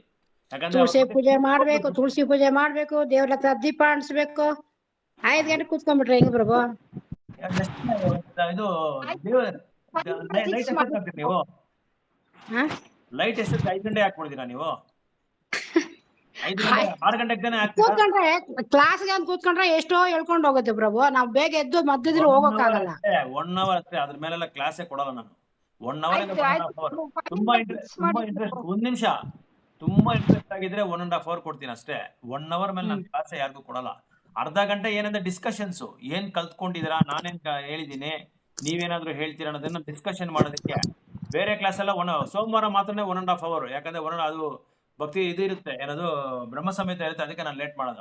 ಅದಕ್ಕೆ ನಾನು ಸ್ವಲ್ಪ ಟೈಮ್ ತಗೊಳ್ಳೋದು. ಬೇರೆ ಎಲ್ಲಾ ಕ್ಲಾಸು 1 ಅವರ್ ಮೇಲೆ ನಾನು ಮಾಡಲ್ಲ. ಇವಾಗ್ಲೂ ಅಷ್ಟೇ 1 ಅವರ್ ಮೇಲೆ ನಾನು ಯಾವ ಕ್ಲಾಸು ಮಾಡಲ್ಲ. ಮಿಕ್ಕಿದ್ ಏನಂದ್ರೆ ಅದನ್ನ ಡಿಸ್ಕಷನ್, ಏನ್ ನೀವು ಕಲ್ತ್ಕೊಂಡಿದ್ದೀರಾ, ನೀವೇನ್ ಅರ್ಥ ಮಾಡ್ಕೊಂಡಿದ್ದೀರಾ, ನೀವು ನಿಜವಾಗಿ ಕಾನ್ಸಂಟ್ರೇಷನ್ ಇಂಟ್ರೆಸ್ಟ್ ಆಗಿ ಇದ್ದೀರಾ ಕ್ಲಾಸಲ್ಲಿ ಅನ್ನೋದನ್ನ ಜಸ್ಟ್ ಕ್ಲಾರಿಫೈ ಮಾಡೋದಕ್ಕೆ. ನೀವು ಪೂಜೆ ಮಾತ್ರ ದಯವಿಟ್ಟು ನನಗೆ ಯಾರು ಹೇಳ್ಬೇಡಿ. ಪೂಜೆ 6 ಗಂಟೆ ಮೇಲೆ ಪೂಜೆ ಅದು ಗೀತಾ ಮಾಡಿದ್ರೆ ನಿಮ್ ಪೂಜೆನೆಲ್ಲ ನಾನು ಇನ್ನೂ ಕರೆಕ್ಟ್ ಮಾಡ್ಬೇಕು. ನೀವು ಪೂಜೆ ಮಾಡಿ ಏನು ಪೂಜೆ ಮಾಡಿದ್ರಲ್ಲ ಕರೆಕ್ಟ್ ಮಾಡ್ಬೇಕು. ನಾನು ತುಳಸಿ ಪೂಜೆ ಹೇಳ್ಕೊಟ್ಟಿದ್ದೀನಿ. ಅದು ಯಾವ ತರ ಮಾಡ್ತಾ ಇದ್ರಲ್ಲ ಗೊತ್ತಿಲ್ಲ ನನಗೆ. ಮತ್ತೆ ವಿಗ್ರಹ ಆರಾಧನೆ ಬಂದು ಯಾವ ತರ ಮಾಡ್ತೀರಿ ಎಲ್ಲರೂ ಯಾವ ತರ ಮಾಡ್ತಾ ಇದ್ರ ಗೊತ್ತಿಲ್ಲ ನಂಗೆ. ಅದೆಲ್ಲ ನೀವು ಹೇಳಿದ್ರೆ ನಾನು ಕರೆಕ್ಟ್ ಮಾಡ್ತೀನಿ ನಿಮ್ಗೆ. ವಿಗ್ರಹ ಆರಾಧನೆ ತುಂಬಾ ಜನ ಎಲ್ಲ ತಪ್ಪು ಮಾಡ್ತಾ ಇದಾರೆ. ಸುಮ್ನೆ ಏನೋ ನಾವು ಮಾಡ್ತೀನಿ ಅಂತ ಪೂಜೆ ಮಾಡೋದಲ್ಲ. ಅದಕ್ಕೆ ನಿಯಮಗಳಿದೆ, ಯಾವ ತರ ಮಾಡ್ಬೇಕು ಏನ್ ಮಾಡ್ಬೇಕು ಅಂತ ನಿಯಮಗಳಿದೆ. ಆತರ ಆ ಪೂಜೆ ಅಂತ ಹೇಳ್ಬಿಟ್ಟು ನಾವು ಅದೇ ನಾನು ಹೇಳಿದ್ನಲ್ಲ, ಏನು ಅಪಸಂಪ್ರದಾಯದ ಇದೆಲ್ಲ ನಾವು ಇದರಲ್ಲಿ ತುಂಬಾ ಇದೆ. ಅದರಲ್ಲಿ ಎಷ್ಟೋ ಜನ ಏನೇನೋ ಪೂಜೆ ಮಾಡ್ತಾರೆ. ತುಳಸಿ ತಗೊಂಡೋಗಿ ಹೆಣಕ್ಕಾಗ್ತಾರೆ. ತುಳಸಿ ಬಂದು ವಿಷ್ಣು ಕೃಷ್ಣ ಅವರ ಅವತಾರಗಳಿಗೆ ಮಾತ್ರನೇ ತುಳಸಿ. ಒಂದು ವೇಳೆ ತುಳಸಿ ಬೇಕಾದ್ರೆ ಬಾಯಲ್ಲಿ ಅವ್ರಿಗೆ ಪ್ರಾಣ ಇರುವಾಗ ನಾವು ತಿನ್ಸ್ಬೋದು ಅಷ್ಟೇ. ತುಳಸಿ ಮಾಲೆನ ಯಾರಿಗೂ ಕೃಷ್ಣ ವಿಷ್ಣು ಅವತಾರಗಳಿಗೆ ಮಾತ್ರನೇ ತುಳಸಿ ಹಾಕೋದು. ಅವ್ರು ಮಾತ್ರ ಮಾಡ್ಕೊಳ್ಳೋದು. ಅದನ್ನ ಬೇರೆ ಅದಕ್ಕೆ ಹಾಕ್ಲೇಬಾರ್ದು. ನಾನು ನೋಡಿ ಸುಮಾರು ಇದಕ್ಕೆ ಹೋಗಿದ್ದೀನಿ. ಇದು ಸಾವುಗಳಿಗೆ ಎಲ್ಲಾ ಕಡೆ ಹಂಗೆ ತಗೊಂಬಂದು ಹಂಗೆ ತುಳಸಿನ ಹಾಕ್ಬಿಡ್ತಾರೆ. ಅದನ್ನೆಲ್ಲರೂ ಬಂದು ತುಳ್ಕೊಂಡು ಮತ್ತೆ ಹಾರ ಹಾಕ್ತಾ ಇರ್ತಾರೆ. ಈ ತರ ಎಷ್ಟೋ ಇದೆ, ಕರೆಕ್ಟ್ ಮಾಡ್ಬೇಕಾಗಿರೋದು ಎಷ್ಟೋ ಇದೆ. ತುಳಸಿ ಬಂದು ತುಂಬಾ ಪವಿತ್ರವಾದದ್ದು. ಅದಕ್ಕೆ ಪೂಜೆ ಅನ್ನೋದೊಂದು 6 ಗಂಟೆ ಮೇಲೆ ನೀವು ಮಾಡ್ಕೊಳ್ಳಿ. 6 ಗಂಟೆ ಮೇಲೆ ಪೂಜೆ ಮಾಡ್ಕೊಳ್ಳಿ. ಲೈಟ್ ಹಾಕ್ಬಿಟ್ಟು 6 ಗಂಟೆ ಮೇಲೆ ಮಾಡ್ಕೊಳ್ಳಿ. ಅದನ್ನ ದೊಡ್ಡ ವಿಷಯವಾಗಿ ನಾವು ನೀವು ಭಾಗವತಂ ಕೇಳಬೇಕು ಅಂತ ಇಂಟ್ರೆಸ್ಟ್ ಇದ್ರೆ ನಾನೇನು ಯಾರನ್ನು ಬಲವಂತ ಮಾಡಲ್ಲ. ಈಗ ಮಂಜುಳ ಮಾತಾಡಿ ಹೇಳಿದ್ರು ಅದಕ್ಕೋಸ್ಕರ ನಾನು ಅವ್ರಿಗೆ ಏನ್ ಎಲ್ಲರೂ 5 to 6 ಓಕೆ. 5 to 6 okay. ಹೌದು, ಅದಕ್ಕೆ ನಾನು 6 ಗಂಟೆ ಮೇಲೆ ನಾನು ಇದು ಮಾಡ್ಲಿಲ್ಲ. ಯಾಕಂದ್ರೆ 6 ಗಂಟೆಗೆ ಎಲ್ರ ಮನೇಲೂ ಅದು ಸಂಪ್ರದಾಯ. ಎಲ್ರ ಮನೇಲೂ ಆ ಕಾಲದಿಂದ ಭಗವಂತನ ಪೂಜೆ ಮಾಡ್ಬೇಕು, ದೀಪ ಹಚ್ಬೇಕು, ಅದು ಇದೆ. ಅದಕ್ಕೆ ನಾನು 6 ಗಂಟೆ ಮೇಲೆ ಏನು ಇದು ಮಾಡಿಲ್ಲ. 6 ಗಂಟೆ ಮೇಲೆ ನೀವು ಮಾಡ್ಕೋಬಹುದು. 5:55 6 o'clock ಕರೆಕ್ಟ್ ಆಗಿ ನಾನು ಸ್ಟಾಪ್ ಮಾಡ್ಬಿಡ್ತೀನಿ. ಒಂದ್ ವೇಳೆ ನಿಮ್ಗೆ ನಾನು ಲೇಟ್ ಆಗಿದ್ರೆ ನೀವು ಇದು ಮತ್ತೆ ನೀವು ಇದು ಮಾಡ್ಕೋಬಹುದು.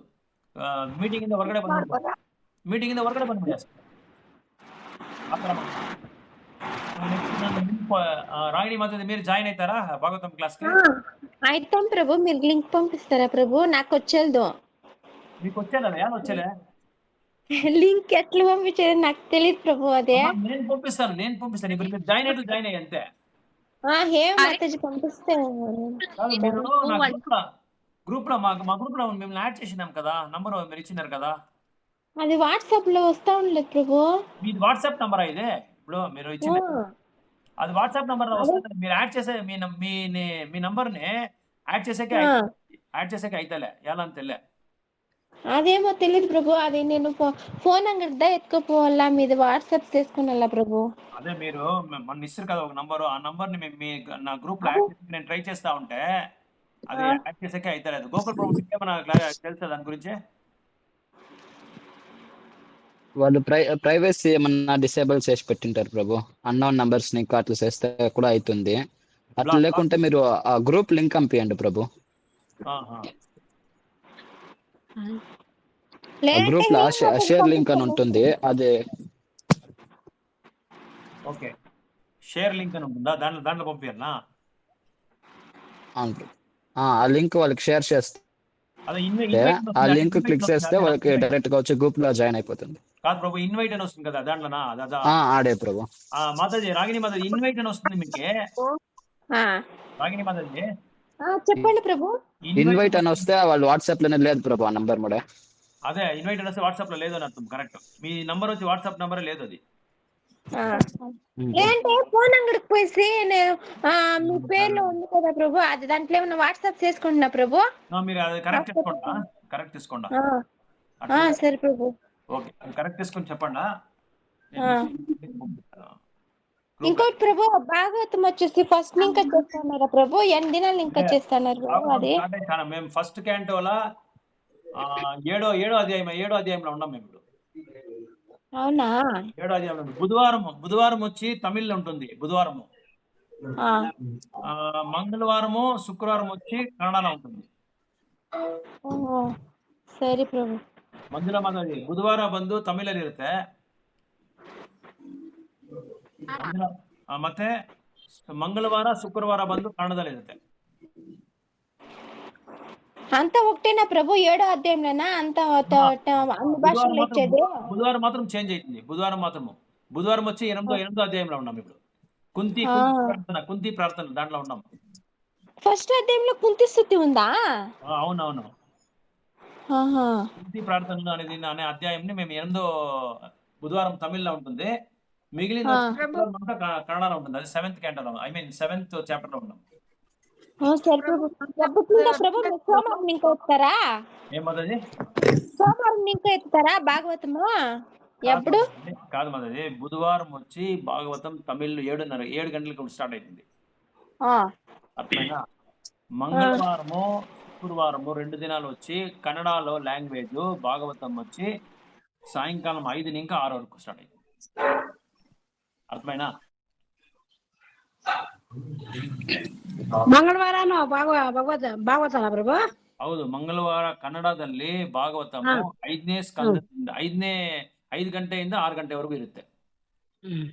ಪ್ರತಿ ಮಂಗಳವಾರ, ಪ್ರತಿ ಶುಕ್ರವಾರ 5 ಗಂಟೆಯಿಂದ 6 ಗಂಟೆವರೆಗೂ ಕನ್ನಡದಲ್ಲಿ ಭಾಗವತಂ ಉಪನ್ಯಾಸ ಇರುತ್ತೆ. ಬುಧವಾರ ಮಾತ್ರ 7 ಗಂಟೆಗೆ ಸ್ಟಾರ್ಟ್ ಆಗುತ್ತೆ, 8:30 ಕ್ಲೋಸ್ ಆಗುತ್ತೆ ತಮಿಳ್ನಲ್ಲಿ. ಎಲ್ಲರೂ ನೋಟ್ ಮಾಡಿ ಇಟ್ಕೊಳ್ಳಿ. ನಿಮ್ಗೆ ಬೇಕಾದ್ರೆ ನಾನು ಎಲ್ಲರಿಗೂ ಲಿಂಕ್ ಕಳಿಸ್ತಾನೆ ಇದ್ದೀನಿ. ನೀವು ಯಾರು ನಿಮ್ಗೆ ಇಂಟ್ರೆಸ್ಟ್ ಇದೆಯೋ, ನಿಮ್ಗೆ ಟೈಮ್ ಇದೆಯೋ ಅದನ್ನ ನೀವು ಪಾರ್ಟಿಸಿಪೇಟ್ ಮಾಡ್ಬೋದು. ಹೇಮ ಮತ್ತೆ ನಿಮ್ಗೆ ಆಗುತ್ತಾ? ಯಾವಾಗ ಪ್ರಭು? ಬುಧವಾರ, ಮಂಗಳವಾರ 3 ದಿನ ಸಾಯಂಕಾಲ ಪ್ರಭು. ಅದೇ ಮಾತಾಜಿ, ಬುಧವಾರ ಬಂದು ತಮಿಳಲ್ಲಿ 7 ಗಂಟೆಗೆ ಸ್ಟಾರ್ಟ್ ಆಗುತ್ತೆ. ಜಾಯಿನ್ ಮಾಡ್ತೀನಿ ಪ್ರಭು. ಓಕೆ, ಅದೇ ತರ ಹೇಮ ಮಾತಾಜಿ ಅವಾಗ ಜಾಯಿನ್ ಆಗ್ತಾ ಇರ್ತಾರೆ ಭಾಗವತಮ್ಮ ಕ್ಲಾಸ್ ಅಲ್ಲಿ. ಮತ್ತೆ ಕನ್ನಡದಲ್ಲಿ 5 to 6 ಇರುತ್ತೆ. ಕನ್ನಡದಲ್ಲಿ 5 to 6 ಮಂಗಳವಾರ, ಶುಕ್ರವಾರ. ಹರೇ ಕೃಷ್ಣ, ಧನ್ಯವಾದ ಪ್ರಣಾಮ್ ಪ್ರಭುಜಿ. ಹರೇ ಕೃಷ್ಣ, ಧನ್ಯವಾದ ಪ್ರಣಾಮ್. ನಾ ಮಗನ ಒಂದು ಶ್ಲೋಕ ಹೇಳ್ತಾ ನೋಡಿ ಪ್ರಭು. ಹೇಳಿ ಹೇಳಕ್ ಹೇಳಿ. ಹೇಳಪ್ಪ. ಭಗವದ್ಗೀತಾ ದುಷ್ಟಕೇತು ಚೇಕಿತಾನ ಕಾಶಿ ರಾಜತ್ಯ ವೀರವನ್ ಪುಲ್ಜಿತ್ ಕುಂತಿ ಭೋಜ ಸೈಬಚ್ಚ ನರಪುಂಗವ. ನೋಡ್ಕೊಂಡು ಓದ್ತಾ ಇದೆಯಾ? ನೋಡ್ದಿರಾ ಓದ್ತಾ ಇದೆಯಾ? ನೋಡ್ದಿರಾ? ಎಷ್ಟನೇ ಅಧ್ಯಾಯ ಇದು ಭಗವದ್ಗೀತೆನಲ್ಲಿ? ಮೊದಲನೇ ಅಧ್ಯಾಯ ಮೂರನೇ ಶ್ಲೋಕ. ಅದನ್ನ ಹೇಳ್ಬಿಟ್ಟು ನೀನು ಹೇಳ್ಬೇಕು.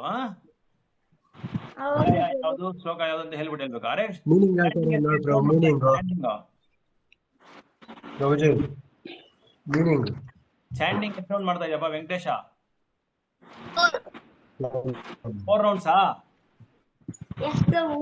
Okay, very good, very good, very nice. ನಿಮ್ಮ ಅಣ್ಣನ ತಮ್ಮನ ಇನ್ನೊಬ್ಬ? ಅವನದು ಧ್ವನಿನೇ ಕೇಳಿಸ್ತಾ ಇಲ್ಲ. ಅವನ ಶ್ಲೋಕ ಹೇಳ್ತಾನೆ ನೋಡಿ ಪ್ರಭು, 6th ಹೇಳ್ತಾನೆ ಪ್ರಭು ಶ್ಲೋಕ. ಹೌದಾ? ಓಕೆ ಓಕೆ, ಹಾ ಪ್ರಭು, 6th ನೀ ಹೇಳ್ತಾನಾ?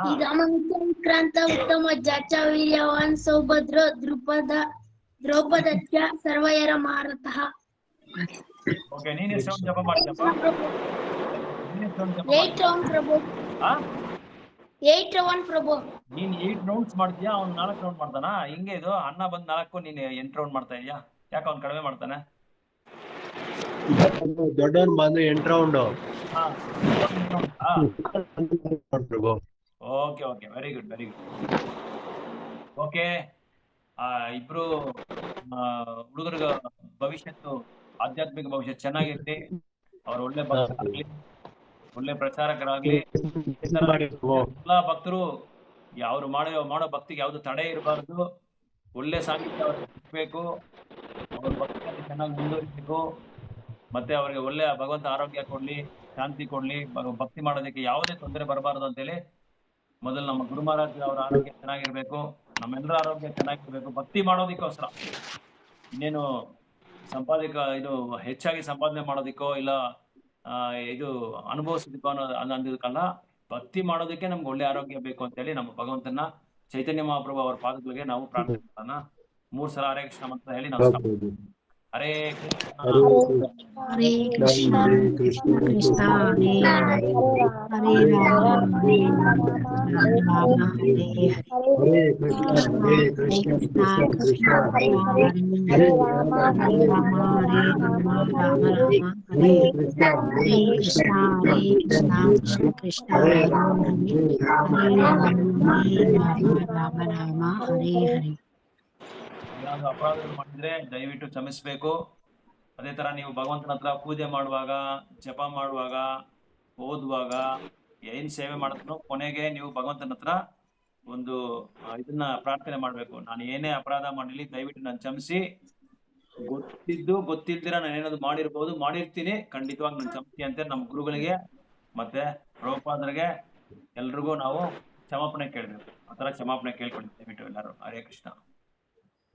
ನಮ್ಗೆ 1.5 ಗಂಟೆ ಟೈಮ್ ನಿಮ್ಗೆ ಮಾಡಿದ್ದೀರಾ, ನಿಮ್ಗೆ ಅನಂತ ಧನ್ಯವಾದಗಳು ಪ್ರಭು. ಹರೇ ಕೃಷ್ಣ, ಹರೇ ಕೃಷ್ಣ. ಅದೆಲ್ಲ ನಿಮ್ಮ ಕರುಣೆ, ಭಕ್ತರ ಕರುಣೆ ಇದ್ರೆ ಎಂತ ದೊಡ್ಡ ಸಮುದ್ರ ಕೂಡ ನಾವು ದಾಟ್ಬಿಡ್ಬೋದಂತೆ. ಆತರ ನಿಮ್ ಭಕ್ತರ ಕರುಣೆ ಬೇಕು ನಮ್ಗೆಲ್ರಿಗೂ. ಮೈಂಡ್ ಯಾವ ಕಡೆನೂ ಹೋಗದೆ ಶ್ರದ್ಧಾ ಭಕ್ತಿಯಿಂದ ನಿಮ್ಮ ಇದು ನಾವು ಕೇಳಿದ್ದು ನಮ್ಗೆ ಅದು ನಮ್ ಪುಣ್ಯ ಅಂತ ನಾವು ತಿಳ್ಕೊಂತೀವಿ. ಅದೆಲ್ಲ ನಮ್ಮ ಗುರು ಮಹಾರಾಜಗಳು, ನಮ್ಮ ಸೀನಿಯರ್ ಡಿವೋಟೀಸು ಅವರೆಲ್ಲ ಹೇಳ್ಕೊಟ್ಟಿರೋ ಒಂದು ವಿದ್ಯಾ, ಅವ್ರು ಕಳ್ಸಿಕೊಟ್ಟಿರೋದು ಅದನ್ನ ನಾವು ಹಂಗೆ ಆಚರಣೆ ಮಾಡ್ಕೊಂಡು ಬರ್ತಾ ಇದ್ದಾರೆ. ನಮ್ಮಲ್ಲಿ ಎಷ್ಟೋ ಇದು ಇದೆ, ವೀಕ್ನೆಸ್ ಇದೆ, ಅದನ್ನೆಲ್ಲ ನಿಮ್ಮೆಲ್ಲರ ಜೊತೆ ಇರುವಾಗ ನನಗೂ ಅದು ಕನೆಕ್ಟ್ ಆಗ್ತಾ ಇರುತ್ತೆ. ಸೊ ಎಲ್ಲರತ್ರೂ ಒಂದು ವೀಕ್ನೆಸ್ ಇದ್ದೇ ಇರುತ್ತೆ. ಒಂದು ಒಳ್ಳೆ ವಿಷಯನೂ ಇರುತ್ತೆ, ಒಂದು ಕೆಟ್ಟ ವಿಷಯನೂ ಇರುತ್ತೆ. ನಾವು ಅದನ್ನ ಒಳ್ಳೆ ವಿಷಯ ಮಾತ್ರ ತಗೊಬೇಕು. ಕೆಟ್ಟ ವಿಷಯನ ಏನ್ ಮಾಡ್ಬೇಕಂದ್ರೆ ಅದನ್ನ ರಹಿತ ಮಾಡಿ ನಾವು ಅದನ್ನು ಒಳ್ಳೇದು ಮಾಡೋದಕ್ಕೆ ನಾವು ಮುಂದುವರಿಸಬೇಕು, ನಾವು ಪ್ರಯತ್ನ ಪಡಬೇಕು. ಥ್ಯಾಂಕ್ ಯು ಮಾತಾಡಿ. ಥ್ಯಾಂಕ್ ಯು ಪ್ರಭು. ಹರೇ ಕೃಷ್ಣ ಪ್ರಭು. ಕೋಟಿ ಕೋಟಿ ಪ್ರಣಾಮಾಲ ಪ್ರಭು. ಹರೇ ಕೃಷ್ಣ. ಗುರು ಏಮಿಲ್ಲ ಅಂತ మా గురువులకి మా గౌరవం చైతన్య మహాప్రభు. హరే కృష్ణ. ಥ್ಯಾಂಕ್ ಯು ಪ್ರಭು. హరే కృష్ణ.